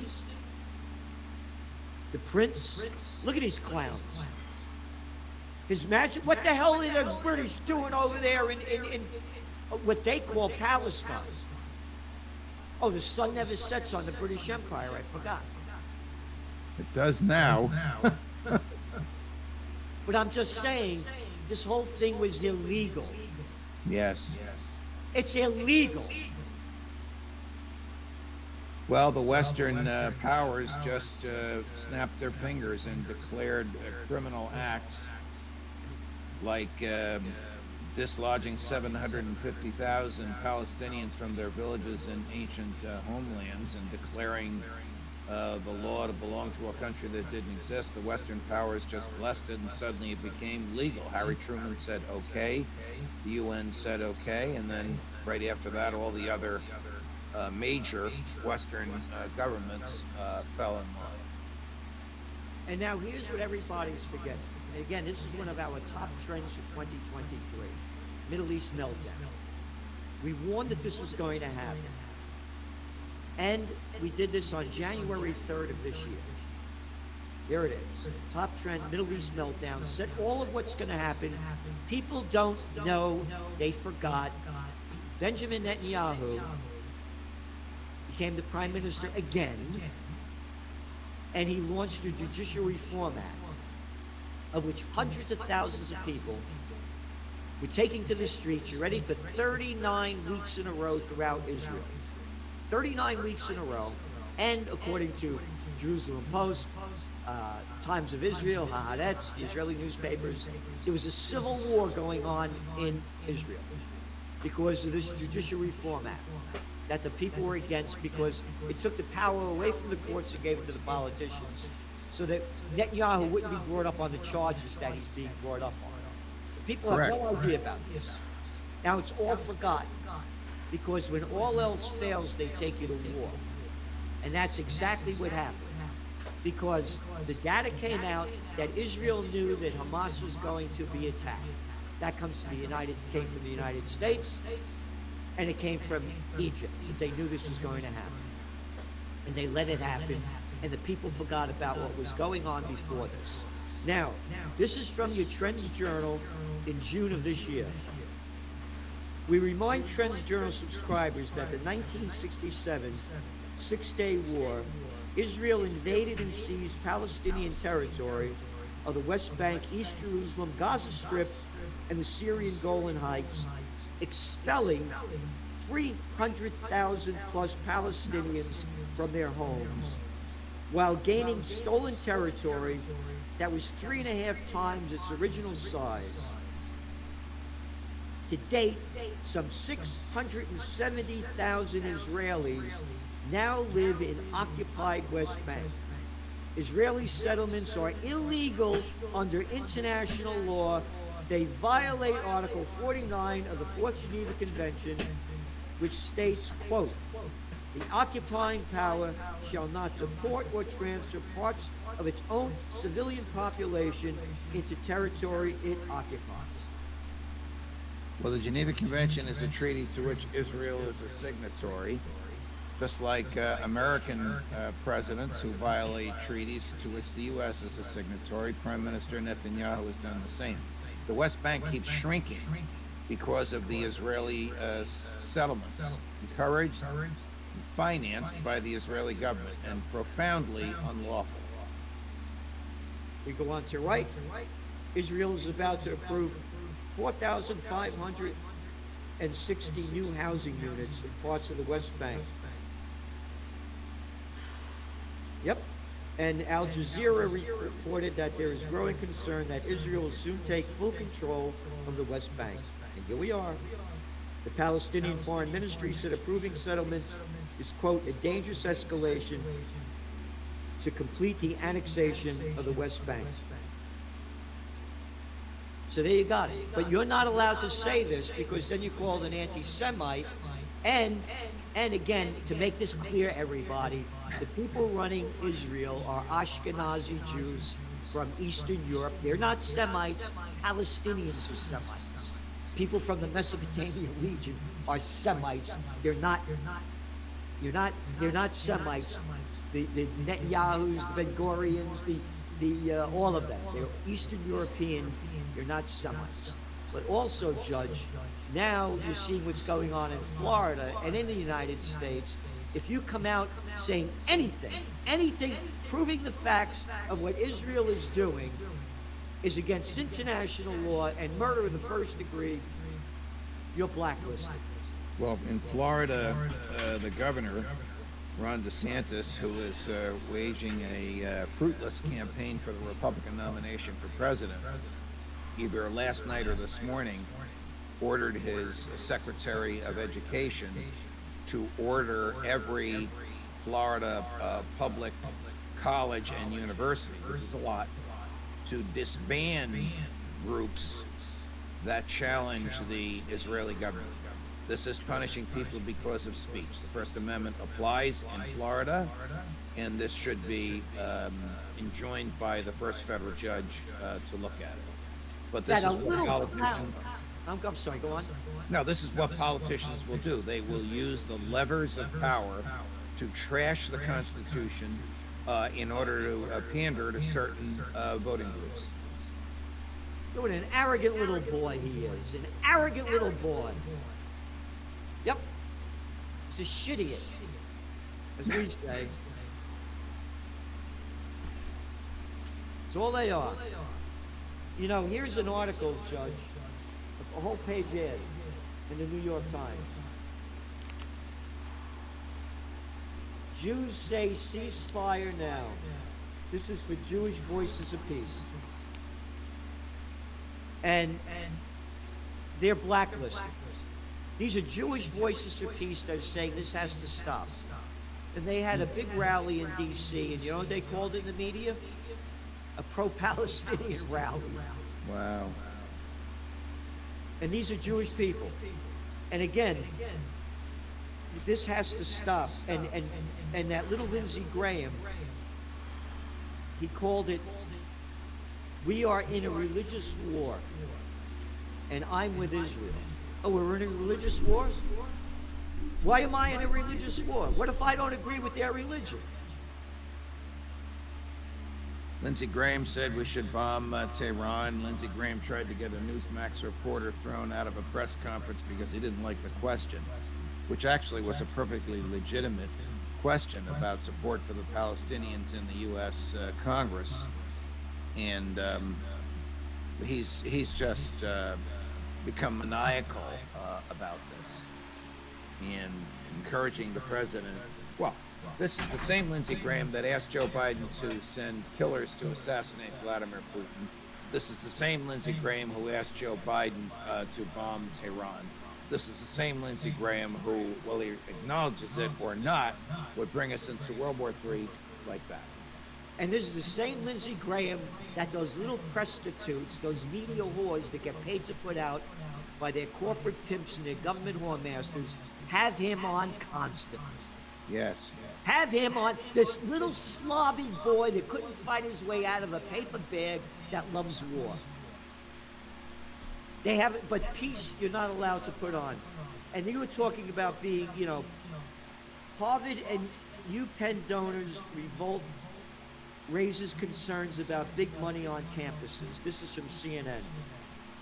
Big donation, but big money donations are booming at America's colleges, helping fund higher education, blah, blah, blah, blah.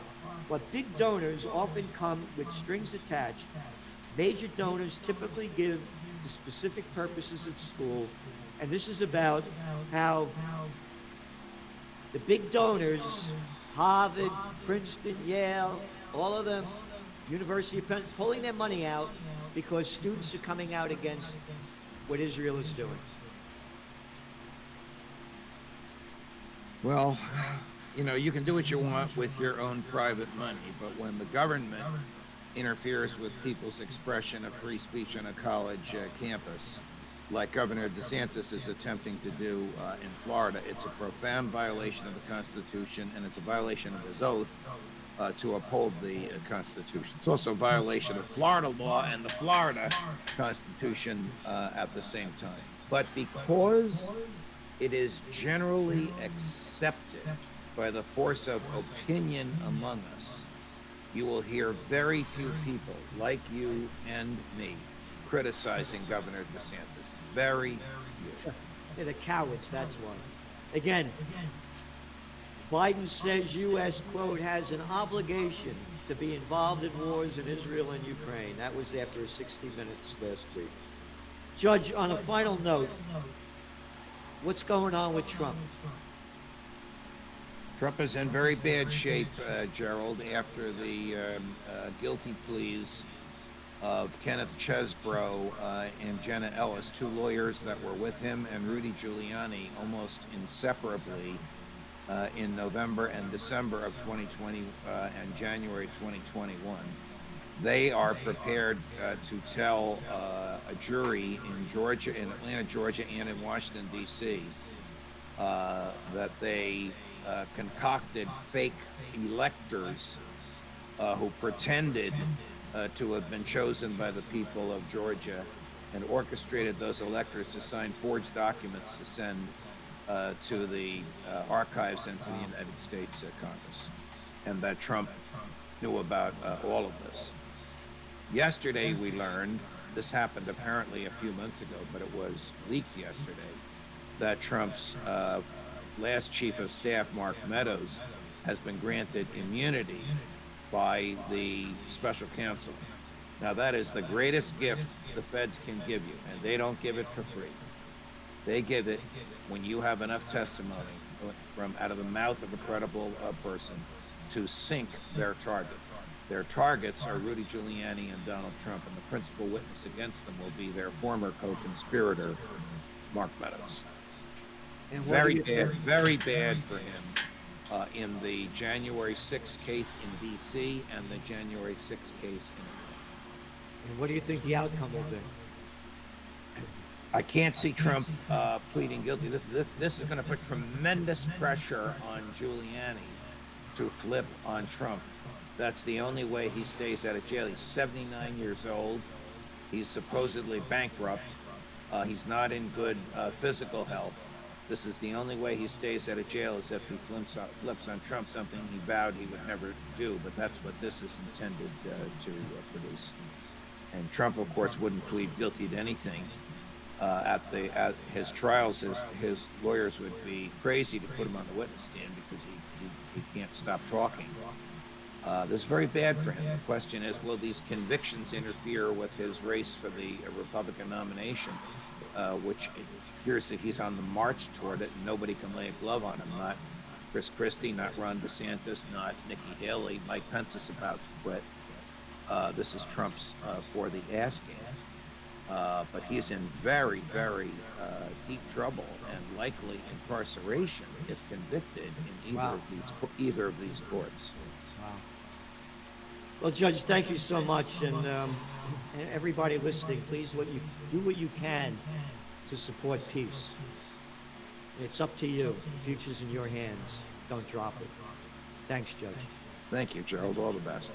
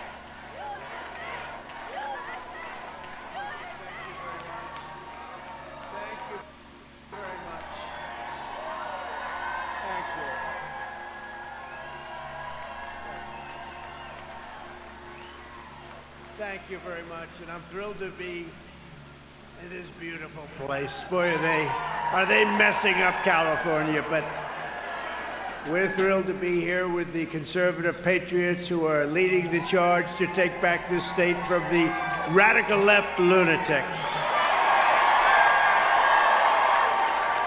The first step to saving California begins Super Tuesday. You know Super Tuesday?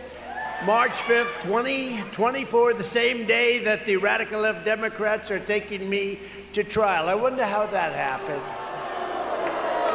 I don't think it's going to happen either. Disgraceful what they're doing. With your support in this election, we're going to win the California primary in a very big, beautiful, historic landslide. And you know, most candidates would get up and then we're going to win California. Well, I'll tell you what, I'll say it a little bit differently, because we would win California in a general election if they didn't have a rigged voting system where they send out 22 million ballots. Think of that, all mail-in ballots, 22 million ballots. People getting 5 ballots, 6 ballots. Nobody knows where they're going, who they're going to, who signs them, who delivers them, and who the hell counts them. Nobody knows. We would win. You should see the crowds of people outside. You wouldn't believe it. It makes you look like small-timers, okay? Now, if anybody would like to give up your seat for some of the people outside, we will do that. Would anybody raise your hand? Other than that, it's a very well-run election system, other than those little things. It's a disaster. It's a rigged system, and it's a shame that it's been allowed to go on for so long. It's really sad. Every time I come here, we have the biggest crowds, and then I'm told automatically that if you're a Republican running for president, you'll lose by 5 to 10 points. We don't lose by 5 to 10. Maybe some others would, but we're not going to lose by 5. We're going to win. We would win. I don't believe it when they say it, but the state is rigged. It's a rigged election. It's a horrible thing, and we have to turn it back. This is a state that the right Republican can win, and I think actually win easily.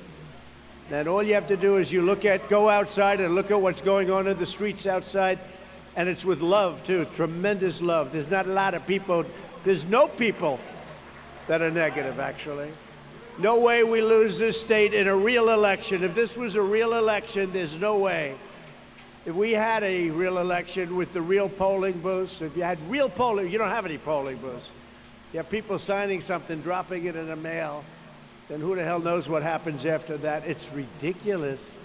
But if we had polling booths, same-day voting, voter ID, and no mail-in ballots other than for those who are legitimately very sick or in faraway military, we would win this state by a lot. And I don't know why more people aren't bringing that up and talking about it, because it's really something you have to do, but we're going to get it done when we win the big one, because we're leading by a lot. We're going to go over some polls if you'd like to. Don't forget, we're going over polls. I only talk about polls when I'm doing well. Remember that, please. But when we win, we're going to come in here and you're going to straighten out your election, because we need fair and free elections in this country, and California doesn't have it. We have open borders. We have rigged elections. That's not a bad thing for the enemy to watch, that I can tell you. And they talk about it all the time. I'll solve the border problems within 24 hours of taking office. We had the safest borders in the history of our country just 3 years ago. But the rigged election has to be solved by you, the people, and we're going to start working on it right now. But I want to put those thoughts in your head. We have to bring it back. We have to get rid of this mail-in ballot stuff. You know, Jimmy Carter, I know a lot of you think that he wasn't a great president, but actually, compared to Biden, he was one of the greatest presidents.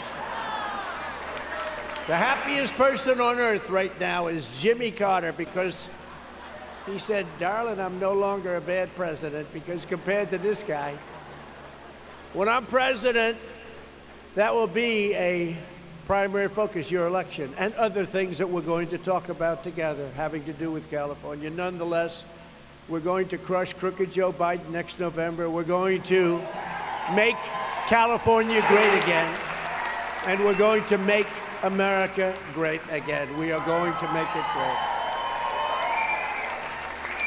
I want to begin by thanking California Republican Party Chair Jessica Milan Patterson for the introduction, as well as doing a fantastic job as RNC National Committeeman and the chair of this whole group of incredible people. And your National Committee man is Sean Steele, and committee woman is a friend of mine, a person that actually wins cases for us, Harmeet Dillon. Where is Harmeet? Where is Harmeet? She's around here someplace with her incredible husband. Her incredible husband. Will you stand up? I hear he likes me, Harmeet, more than you do, and I think... Thank you both very much for being here. Seriously, she's done a fantastic job, and we love her. Along with a tough cookie, I want to tell you he did such a great job in the administration. A friend of yours, a person that loves your state a lot, Rick Grinnell. Rick Grinnell.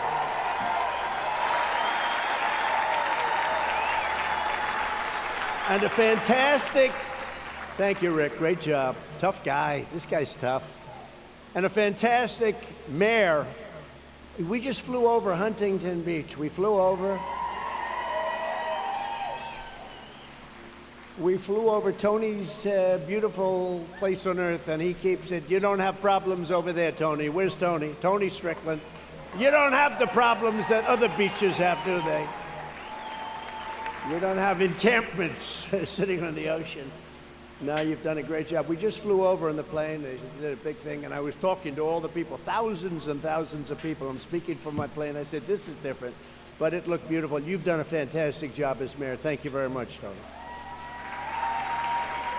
But Tony is showing how we can fight for voter integrity and cleaning up the homelessness and all of the other things that you have to do to make a place work. I mean, you have to do it, and I'm honored today. As you know, I was really honored to get his endorsement, because his endorsement was very meaningful to me.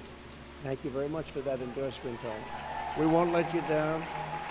And I'm also honored to have the endorsement of former Lake Forest Mayor, somebody very, very respected, Scott Voigt. Where's Scott?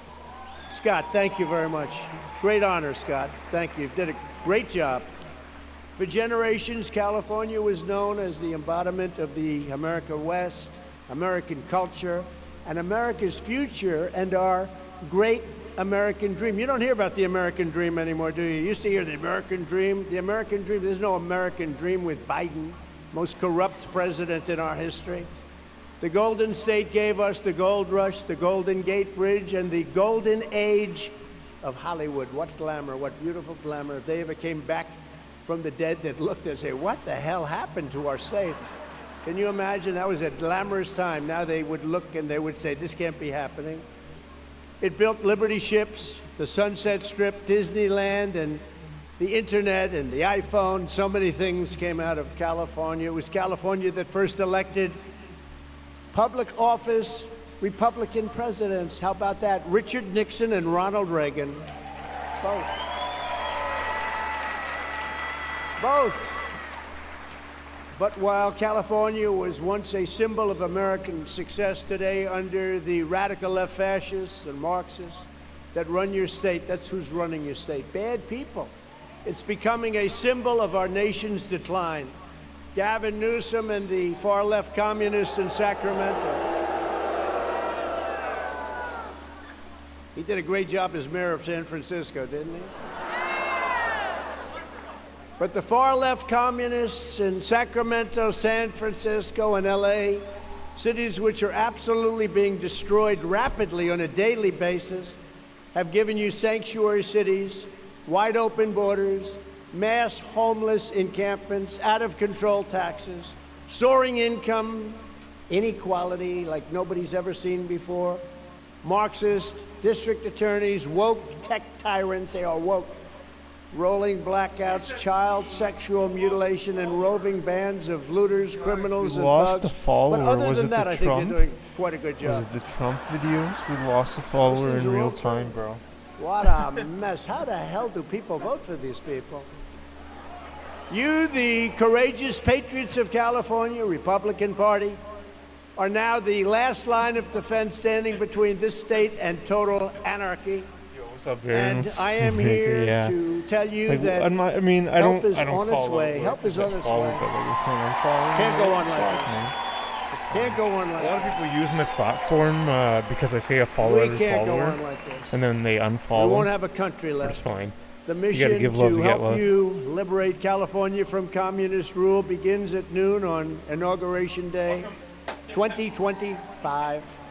2025.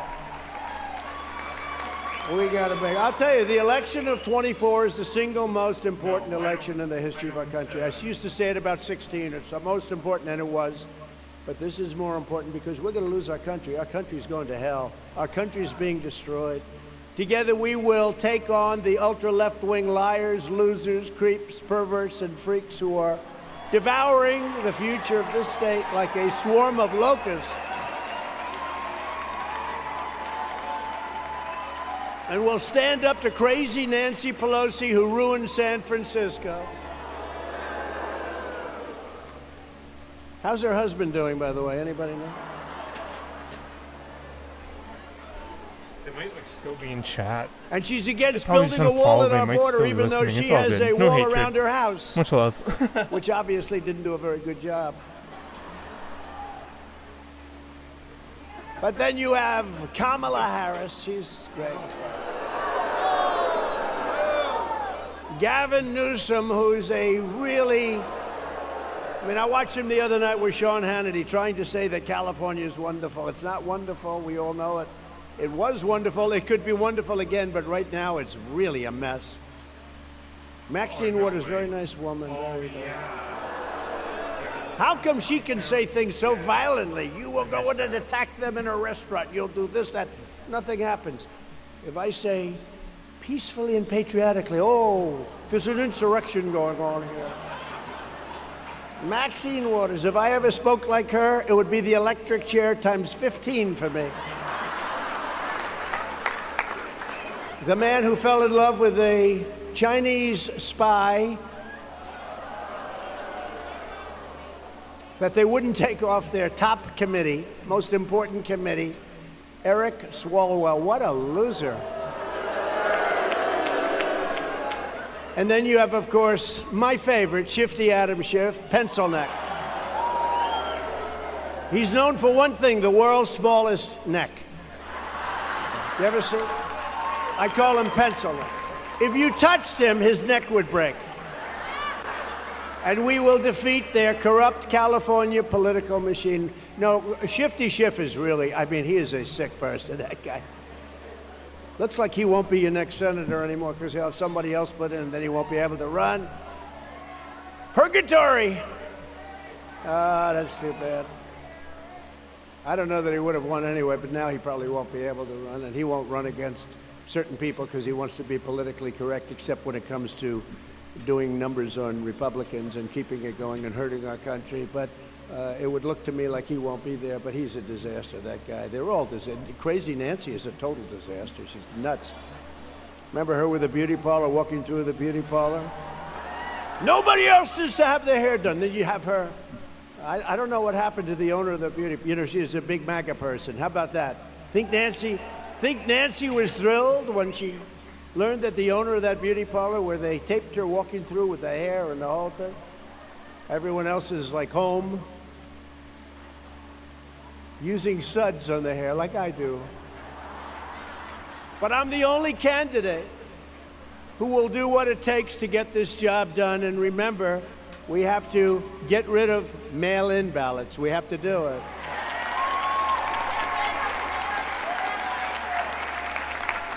And I was going to tell you, though, before we got off on a tangent, and we talked about Jimmy in a different way, but Jimmy actually had a commission which was very important at the time. And his one basic finding, his most important, was don't use mail-in ballots. They can't work. They will be corrupt. You'll have corrupted elections and lots of other things. But basically, it was a mail-in ballot statement after many months of him and some of the other senior Democrats. They literally came to a conclusion. You can't use mail-in ballots. So what do? We're always trying to expand them. You know, in France, they use mail-in ballots, and they found they were so corrupt that they gave them up, and they recently had an election, 36 million people, 36 million voted. By 10 o'clock in the evening, you had a winner, you had a loser, and it was over. And nobody complained. They went to all paper with little ID. You ever see what it is to get into the Democrat convention? They had the Democrat, I call it the Democrat. You know, they like to call it the Democratic because it sounds better. I hate, you know, for a speech, it sounds lousy to say Democrat, but that's what it is. It's called the Democrat National Committee. I don't know why they don't change the name, but they always say, don't ever say that because it doesn't read well, but I say Democrat because it does sound bad, frankly. But did you ever see what you have to wear to get into their national convention prior to the presidential election for the primaries and all? You have to wear a thing, the largest sign I've ever seen. It looks like you're trying to sell groceries in a shop that's 2 blocks. It's like here. It's got your picture, it's got your fingerprints, it's got everything. They probably put social security numbers on. They put everything on. But for voting, you can't have anything.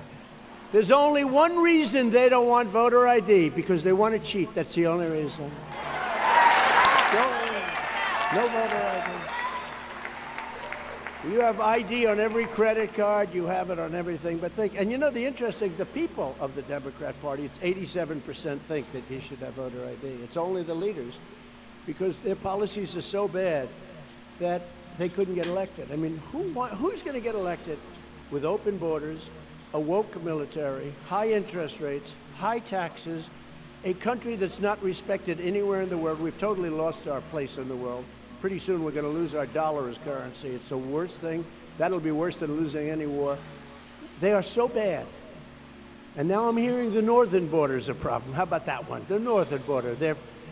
It's actually becoming less because the southern border is so bad they can say, you know, with me, they were trying because they couldn't get into it. We had the safest border in history. The safest border in history 3 years ago. All this guy had to do is go to the beach. Now, he's going to the beach all the time now. He's got a consultant. I don't know, Harmeet, if you know his consultant. He's got a consultant who thinks he looks good in a bathing suit, I guess. And he's at the beach every day. If he would have done that, instead of destroying all of the things we did, we had the greatest stay in Mexico, a little thing called remain in Mexico. We had the greatest catch and release. We used to catch and release them in our country.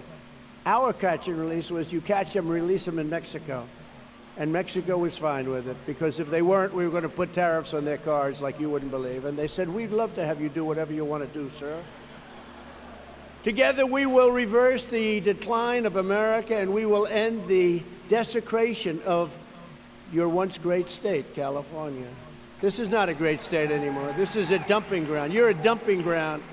The world is being dumped into California. Prisoners, terrorists, mental patients. You have mental institutions. They say, sir, please don't use the words insane asylum, because that's, you know, that's Silence of the Lamb stuff. That's big stuff. Mental institutions, sir, is nicer. I said, no, I think I'll mention both. Mental institutions and then times 10 insane asylum. They're all being dropped. They're all being dropped into our country. We're a dumping ground. When I was president, I got along with Gavin Newsom, but I didn't like what he was doing. Very simple. I liked him. You know, he always goes around telling me we had a very good relationship. We had a good relationship, but I didn't like what he was doing. The people of California don't have water. They pay a fortune for the water. You know, I own something in Palos Verdes. Anybody play my big, beautiful club on the ocean? I actually think it's the best golf course in California, but beautiful with the clubhouse, everything, right on the ocean. And this is really on the ocean. I always say, I have the ocean, Pebble Beach has the bay. There's a big difference. It's true. They talk about Pebble Beach, Pebble Beach. No, no. I have the ocean, they have the bay. You know, the ocean tends to be better. Historically, oceans are better than bays. Do we agree, right? But I have to pay a fortune for water. To water the grass, I have to pay a fortune. If I told you the number, I don't even want to tell you the number. It's embarrassing. And you have so much water, and we're going to talk about that. But during that period of time, I got to know California quite well. You know, I've owned that for a long time, and it's become a tremendous success. But the taxes that you have to pay and all of the things you have to pay, it's a very, very hard way to make a buck in the state. Very hard to do it.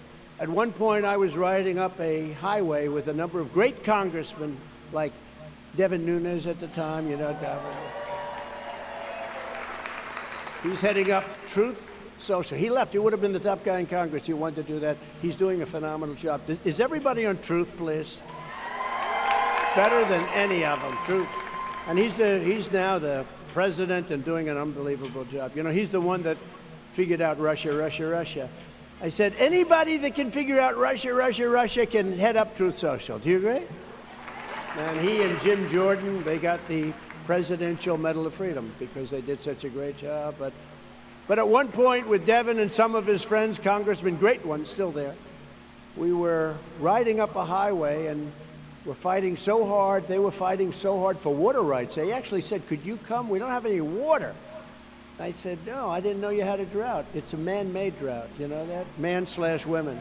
It's a women-made. I don't know. I don't think women did that. No. Women are too smart to do that. They don't create droughts. No, it's a man-made drought. Let's leave it man-made. I think women will be honored when I say that. But during the trip up the highway, I noticed massive amounts of farmland. It was all over the place, miles and miles. It was absolutely dry and dead. You could see, you know, I'm a real estate guy, I could see the soil was so beautiful, but it was just dry and absolutely dead. Except, does everyone know what I'm talking about? Except for little tiny patches where it was so beautiful, so green. It was greener than any farm I've seen. It was just beautiful. And I asked, what's going on here? Why is it that that land is so fertile, but right next to it for miles and miles, it's just empty, looks like a desert? And they said, because we're in a man-made drought. That's what they called it. We have a man-made drought. I said, what's a man-made drought? He said, we have tremendous amounts of money and other things coming at us to fight this, but it doesn't do any good because Newsom and any Democrat governor, they won't allow us to have water. You know, you have massive amounts of water coming down from up north. So I said, all right, I can understand about the water, but I don't understand why would they do that? Why are these patches so magnificently green? And it's a very small percentage of the land. They go, well, they allow us to water only these small areas, but most of the farmland, they don't let us even touch. They won't let us touch it. If I could do it, it would be billions of billions if they changed this. And we worked on it, and I'll explain that. It would be billions and billions of extra dollars coming into the state and coming into our country. And we have the water. And I said, what about a desalinization plant? Well, people don't like them because, you know. I said, what about a nice, big, beautiful But they said, we don't really need it, sir. We have so much water, we wouldn't know what to do with it. I said, explain, please. You know, I'm looking at this dry stuff. I said, explain. So much water, but up north they have a valve. Do you ever see the valve? A massive valve, like your kitchen valve, but multiplied times 10,000. It's the size of this room. And all the water gets turned out and turned into the Pacific Ocean. Do you know that? You have so much water? So sad to see this. I mean, these people, it's so stupid. But they don't want the water to come down all the way to Los Angeles and the Central Valley where we're constantly forced to ration. You have droughts. We're rich people in Beverly Hills. We don't feel so sorry for them, but I do actually. You know, they pay millions of dollars in taxes. They're taking a shower. They're told to hurry up. You're only allowed a small amount of water when they take a shower. That's why rich people from Beverly Hills, generally speaking, don't smell so good, you know. Typically. You ever notice? They're not great. Their hygiene is not good, but it's forced to be that way. So when you meet somebody with a beautiful house in Beverly Hills, you know that person is sort of disgusting underneath. But where you wash your hands and you're supposed to take no more than 30 seconds, they want a quick hands. And yet they're paying millions and millions of dollars in taxes. Millions of dollars, these people. And whether it's rich people or people that are just paying a small amount of tax, you're allowed to have water, and you can have it for free. For free. You know, we have all those canals. They're dry as a bone. So now in Los Angeles, when you have a new home, you have faucets, washing machines, dishwashers, all of the things, but very little water is allowed to come out. Like, as an example, I stayed in one of those houses and they had a shower head. And I want to really work hard on my hair, and I don't want to touch it. And I turned on the water. I thought the pipes were broken. They said, no. They call it a restrictor. They have restrictors in the thing, so no water comes out. So I'm standing outside, drip, drip. Can't wash the damn hair. The house, $35 million house, and you can't get it, you can't take a shower. Honestly, it's a bad way of life. I mean, it really is. It sort of hurts, and everybody, this goes for everybody. This is all because Gavin Newsom and the radical left Democrats, extremists, and the people that run the state in order to save an extremely unimportant, very little and non-productive fish, the Delta smelt. Did you ever hear of it? Little sweet. Do they have a picture of it? There it is. That little sucker is causing you to not be able to clean yourself. The Delta smelt. Because of that Delta smelt, you don't have any water, you don't have farms, you don't have anything. You're all going bust. And you know, they were talking last year, they're going to have to put massive amounts of restrictions on your water use. It's ridiculous, and then you pay a fortune for it too. You have so much water, you have no idea. Millions and millions of gallons is sent out, is just turned out. You got to see this thing. Big, massive pipe, massive. And they turn it. It takes a day. It goes, boom. At the end of a day, it's turned into the Pacific Ocean. In fact, we should get Harmeet to bring a lawsuit on that one. That's a good lawsuit, Harmeet. That's a good one, Harmeet. That's big stuff. She wants to do it. She'll do it free because she lives in this area, right? She wants. But when I was president, all of the work was completed in the federal government to make the big change in the quality of life for California. You could have so much water, you wouldn't know what the hell to do with it. And you had the water. And the papers were done. I got it done at the Commerce Department. Believe it or not, it was mostly a commerce. Nobody ever thought that could be done. And that was the hard part. The state part was easy. All you have to do is get a governor to sign. But we did all the work. We went to him, Gavin Newsom, and he wouldn't sign it because he wanted to keep the environmental lunatics happy. These are lunatics. And we had it out. You wouldn't believe, but I'll tell you what. Then we had COVID come in, we had a lot of things happening, and we did an incredible job. Look, we had the greatest economy in history.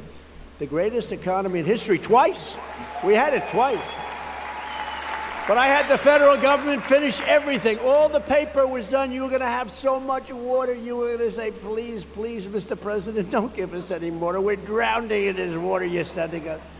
Coming from Canada, coming from up north when the snow melts, and we didn't know what the hell was going on. And you look at those, you know, we have all the infrastructure done. There are these big concrete bins where the water comes rushing down. They're also dry as hell now. They have weeds growing in them. And so it's all there.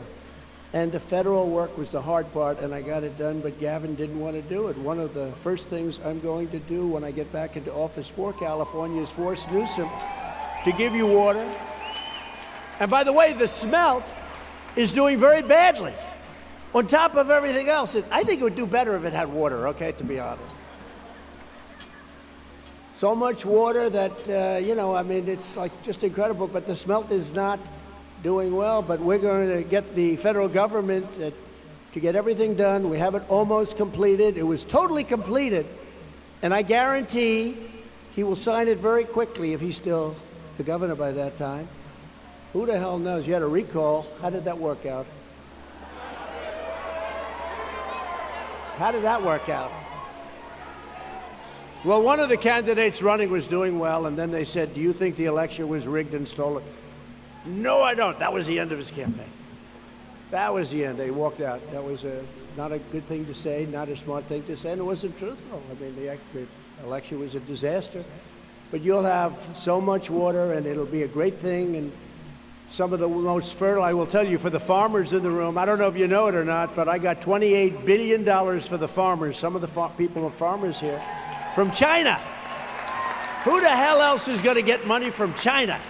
Who would ask for money? I said to the Secretary of Agriculture, Sonny Perdue, I said, Sonny, because China took very big advantage of us during Obama, during the Obama years, and really bad. And at the beginning of mine, I said, what's going on over here? People would complain, and I figured it out. Said, how much damage have they caused the farmers over the last 3 or 4 years? They said, so about $28 billion. I say, all right, good. We're going to put a big tariff on. We took in hundreds of billions of dollars from China. Nobody knows this. We put in tariffs on their cars coming and everything. In fact, the 27.5% tariff on the cars, they haven't gotten rid of it because so much money, it's so big that they cannot justify getting rid of it. It's unbelievable. You wouldn't have any car plants if I didn't have that. China would have been sending their cars at levels that nobody's ever seen before. But they paid us billions and billions. I took in 28 billion and gave it to the farmers. That's why I was told by my great professional, Susie Wiles, I was told by my great professionals over there that they said, sir, please don't say that. It sounds too obnoxious. I said, I don't mind being obnoxious because I'd say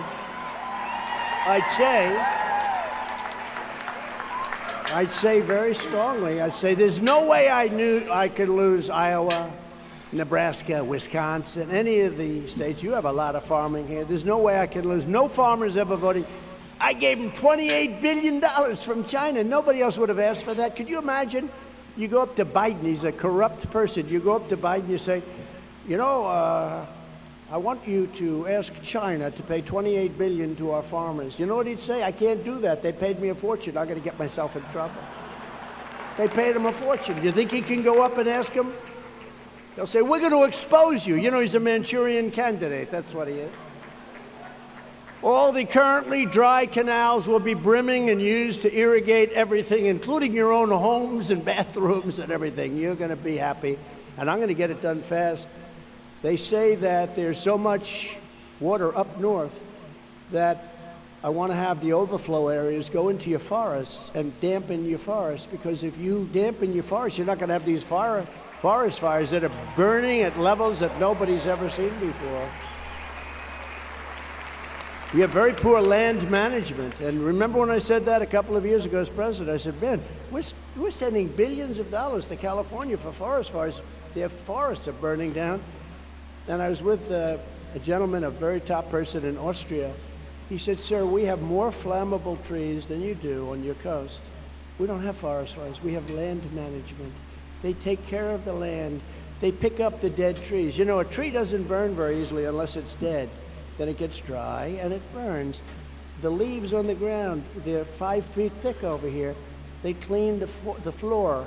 And everybody said, oh, how ridiculous management of a forest. You know, they all said, like, what the hell?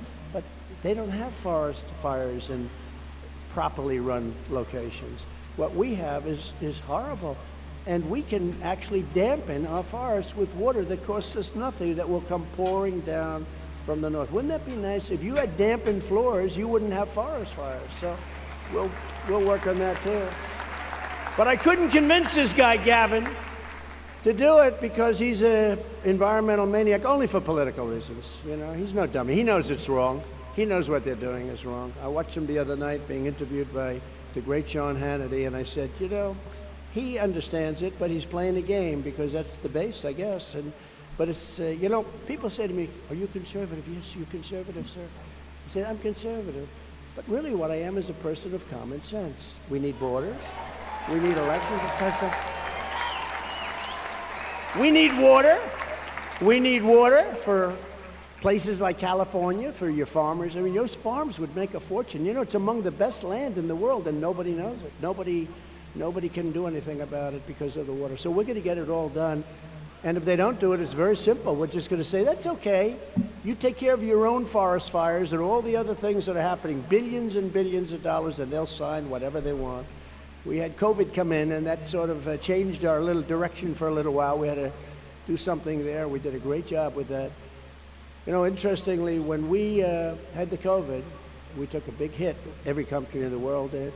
And by the time I gave it over to these lunatics, by the time we gave it over, the most incredible thing, our stock market was higher than it was just prior to COVID coming in. Nobody can even believe it. So it was higher than it was. And what they're doing is they're really running on the fumes of Trump. They're doing a terrible job, inflation, all that. And if you really look at the the numbers with the inflation, how that's destroying. You know, inflation is called a country killer. You can look at countries over the last 200 years, big inflation like we have and have had, but like we have. I don't know if you looked at your gasoline today, $6. Oh, they said higher. I know, I heard $8. I didn't want to say it because I can't believe it. But you have, $8 gasoline in some parts of your area. And all over the country, gasoline's going way up. Don't forget, they kept it artificially low by taking the oil out of and the gas out of the strategic oil reserves. That's meant for wars. That's not meant to keep people's gasoline down so they can win an election. That's meant for very serious purposes. I got it filled up. Now it's at the lowest point it's ever been at. They drained it, and that was artificial. But that only lasts for a fairly short period of time. So now new records are being set at gasoline. Gavin has become crooked Joe Biden's top surrogate, I think, because he doesn't think Biden is going to make it. That's why he's doing it. He doesn't think he's going to make it, and it won't be him so easy. He's going to have a big fight. However, because there will be a lot of Democrats competing, it's going to be very interesting. But let's see. Look, some people say Biden's going to make it. Does anybody think he's going to make it to the starting gate? I mean, the guy can't find his way off of a stage. Look, here's a stage. Here's a stage. I've never seen this stupid stage before, right? I've never seen it. But if I walk left, there's a stair. And if I walk right, there's a stair. And this guy gets up. Where am I?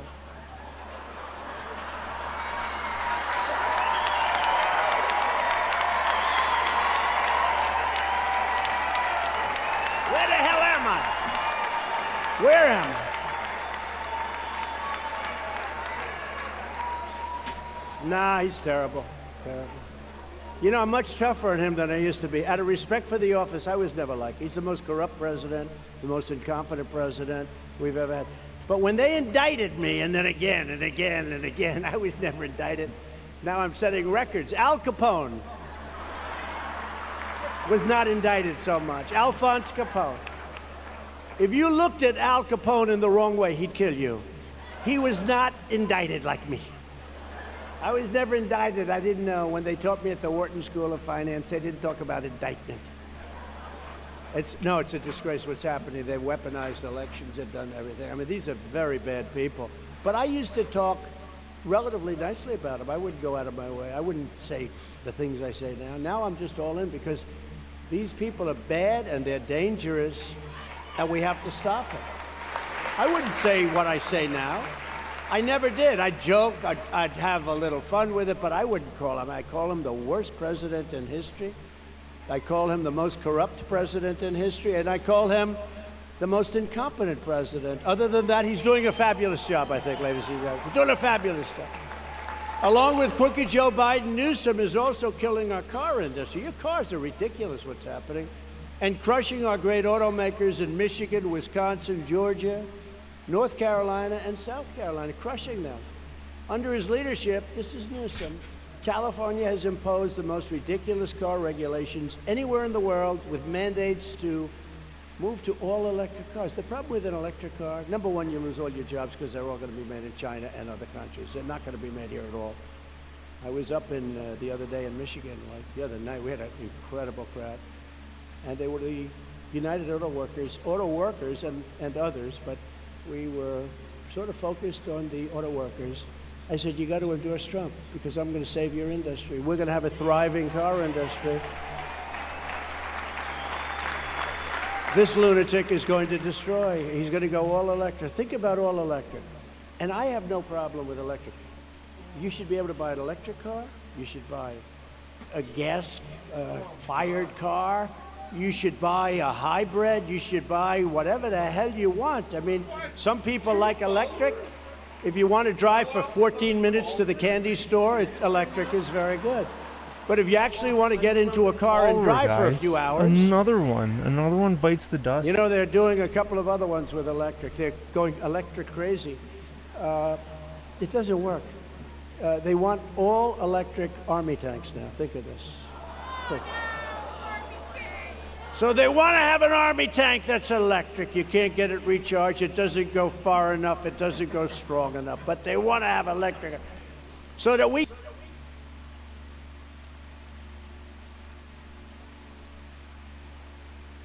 will go in with environmentally nice equipment. Now, do you believe it?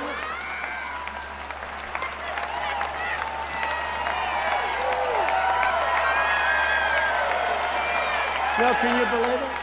Then they want to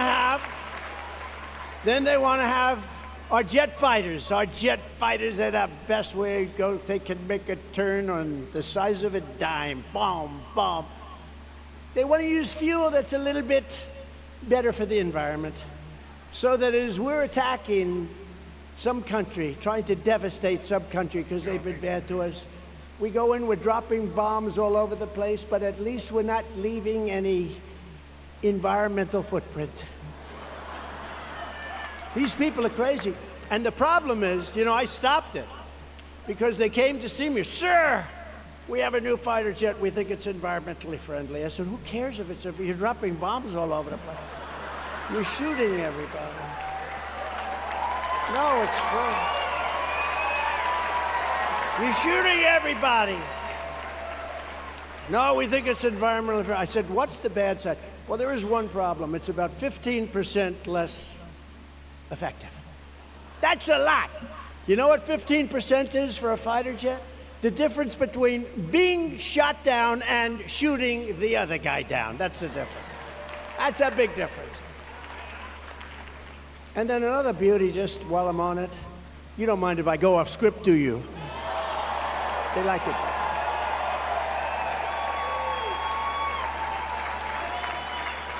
I have the greatest guys. Ross is back there and Vince, they're greatest guys. But you know, every once in a while you gotta go off script. You just can't. You gotta do it. But how about this one? The trucking industry, supply chain. We got enough problems. You never heard about supply chain during the Trump administrations after we left.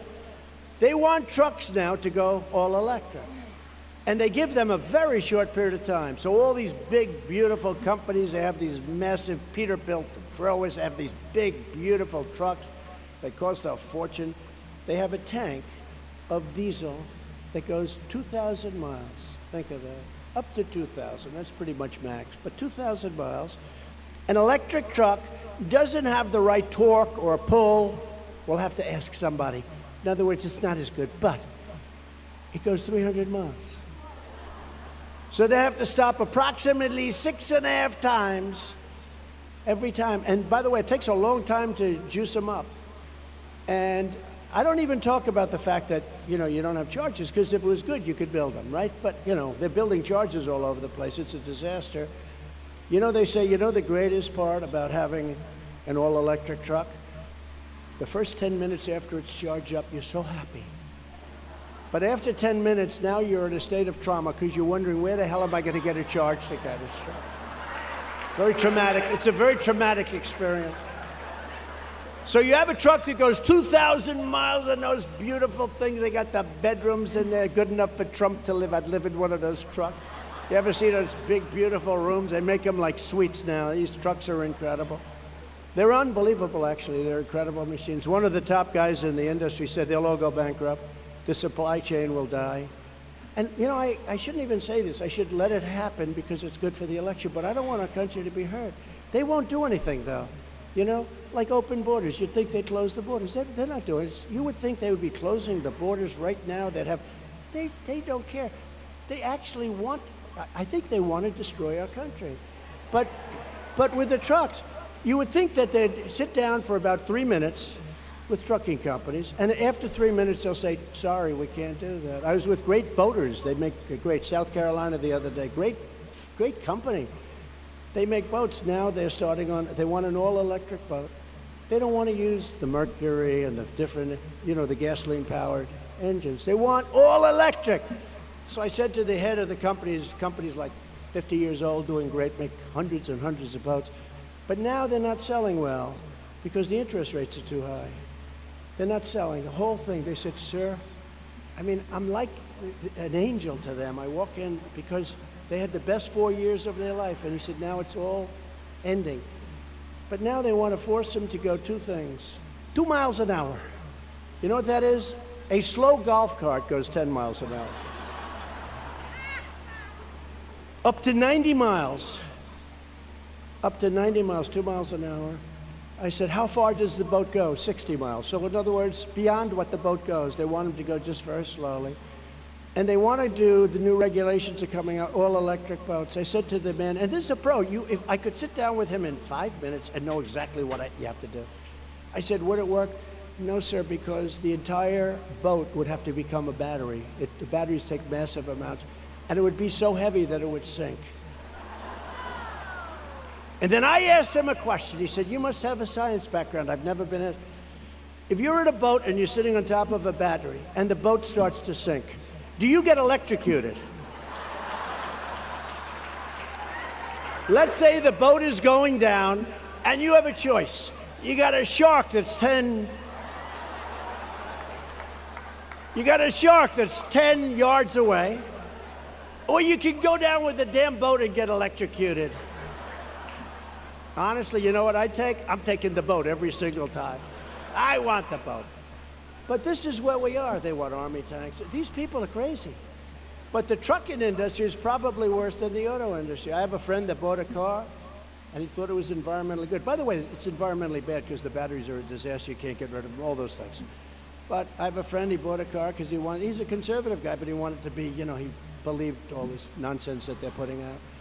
And he bought a car, and he always makes a trip from Kentucky, politician, he makes a trip from Kentucky to Washington, D.C. quite a bit. And he'd usually make it and, get out of the car, and he'd probably have gasoline left over, no big deal.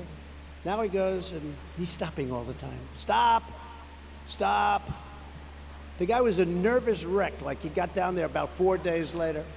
The guy was a disaster. I said, are you okay? Yeah. I said, how's your environmental experience working? But electric cars fine if you're going to go short distances. You're going to go, within a very short period of time and very short distance.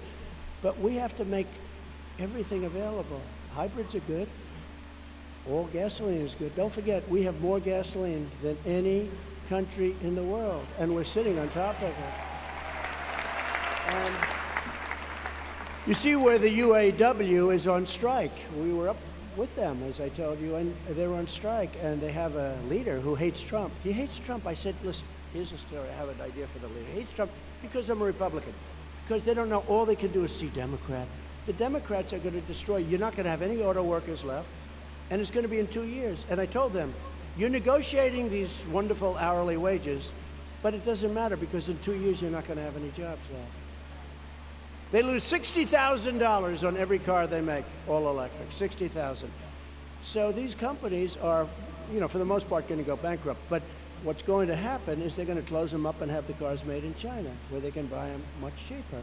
You're not going to have any jobs left. So tell your union that if you're smart, they should endorse me immediately, and you're going to have a thriving life. And I believe the UAW workers will be on my side 95%. I really do. They're all screaming, we love Trump. You ought to see the crowd. We love Trump. But their union boss is a big Democrat. He likes Biden. What's to like? I said, what's to like? He has no idea who the hell you are. And if you ask him tomorrow, did you meet with the union yesterday? He's going to say, I have no idea. This guy. But you know what? His radical left Marxists that surround him in the office, they know who they are. You see, they know who they are because he's not running the country. The people that are running the country are the people that are in the White House, and they're vicious.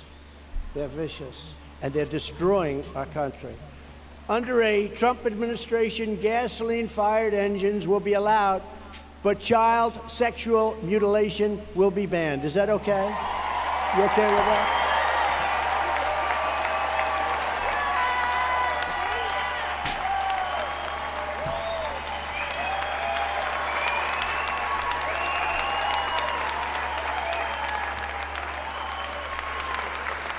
And we will prosecute those involved in California's depraved new laws that strip parents of parental rights. Can you believe? Can you believe?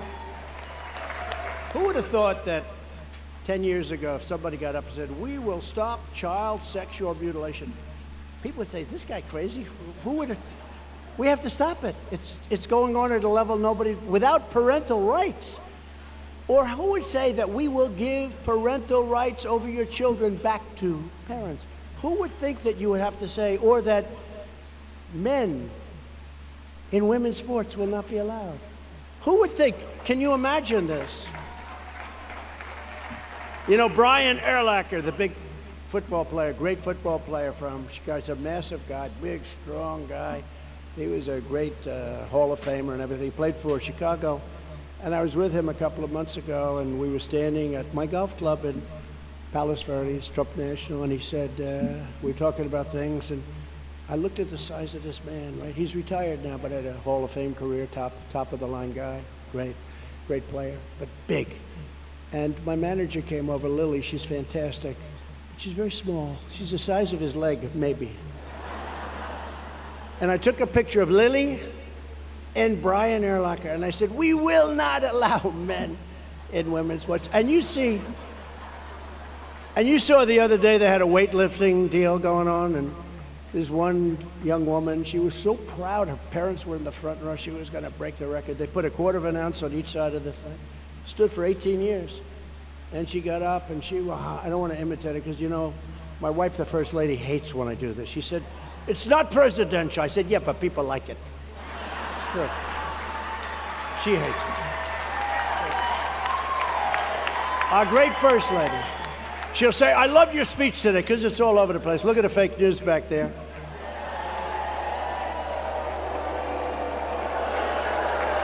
We get a lot of ratings. You know, we outdid the debates in the ratings again. I made my speech to the UAW, and we got better ratings than they did. But no, she said it's not presidential, and I understand. She has two things, that, and she doesn't like when I dance a little bit to the music. That's not. And I say, I have a problem. Everybody wants it. They're screaming, dance, dance. But our great First Lady, and she doesn't like when I talk about the swimmer either, but maybe I'll do it because this is a little bit, you know, this is a special group. So these are Republicans that have been screwed for years in California. You deserve a little entertainment, right? You deserve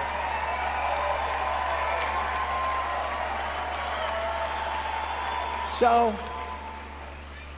So they put the weights on the end, little tiny things like a little nothing, quarter of an ounce. And she gets up, oh, and her parents are so proud, 19 years. She's almost there, Boom, couldn't do it. Then this guy who recently transitioned, he gets over the weights, looks at him. They said, have you lifted before? No, I really haven't. She was a world champion, right? I haven't lifted too much, a little bit. I did it recreationally. Oh, good.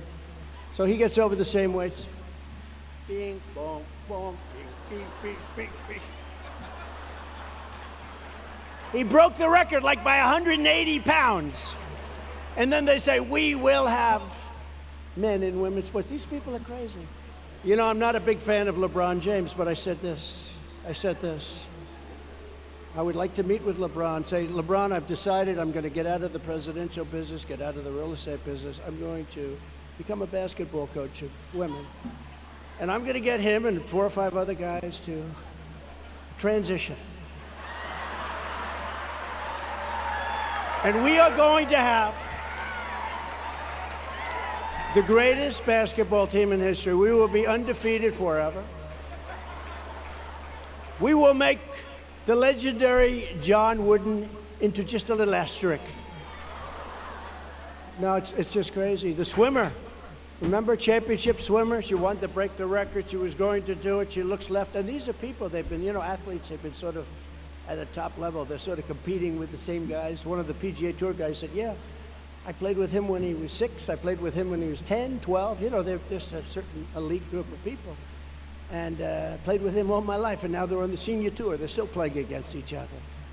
Same thing with other sports. And she looks left, and she sees all of these young ladies that she's been swimming against for years. She looks right, and she sees it, but then she looks over here, and there's this huge guy. with a wings, I say with a wingspan somewhat larger than Wilt the Still Chamberlain. Do you know Wilt?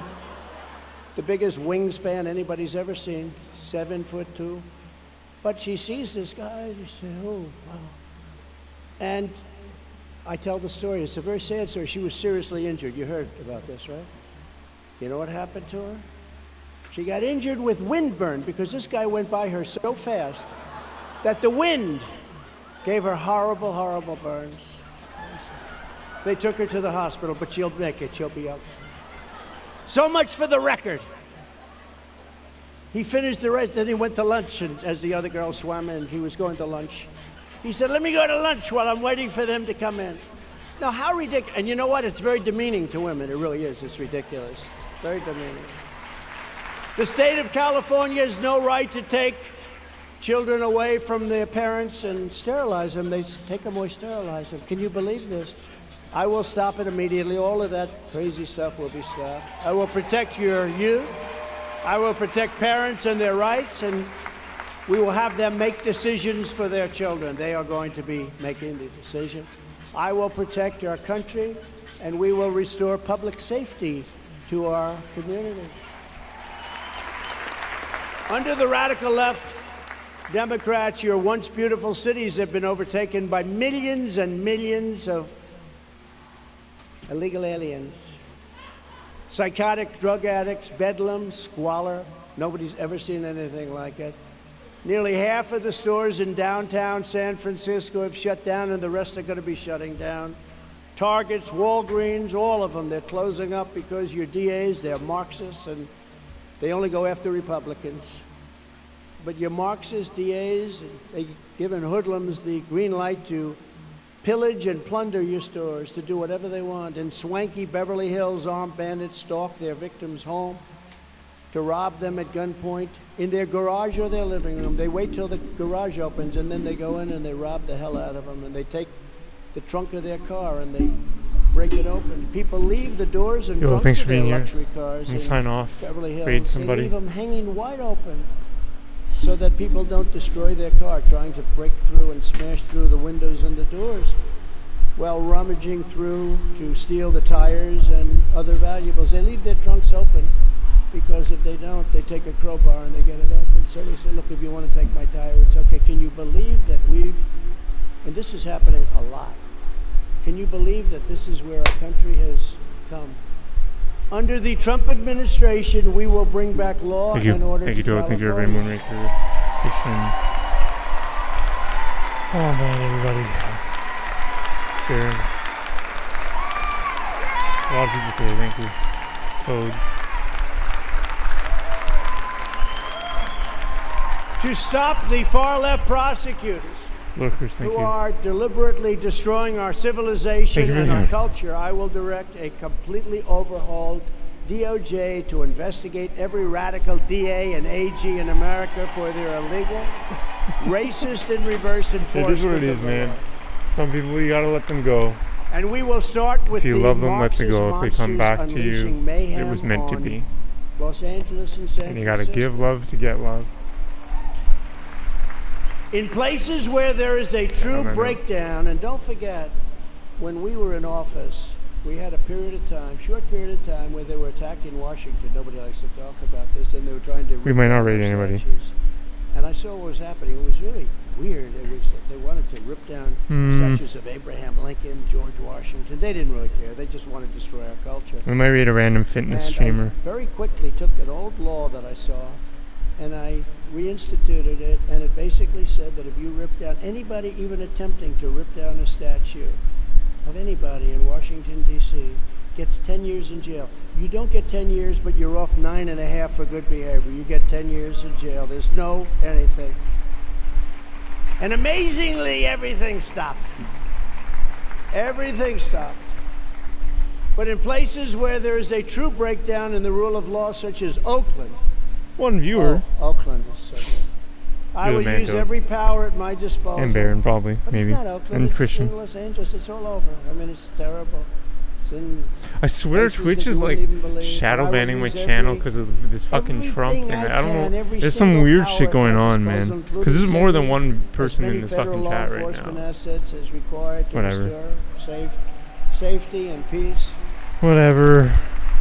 And we will I don't think I'm immediately reading, but I stop. think I'm And just some sign people off. say, "Oh, this is terrible." The Corn Cob is You know, playing these people are killing people when they go into Donkey stores. Kong. You'll have 300 young people who are not looking for a good future walk into a store, Insane. big department store, and just pillage Alright, it. peace. And if you happen to be Thank you. there when they're there, they'll knock You the will. hell out of you and kill you in some Thank you. cases. Probably And double we will agent speedruns immediately tonight, stop maybe. all of the pillaging.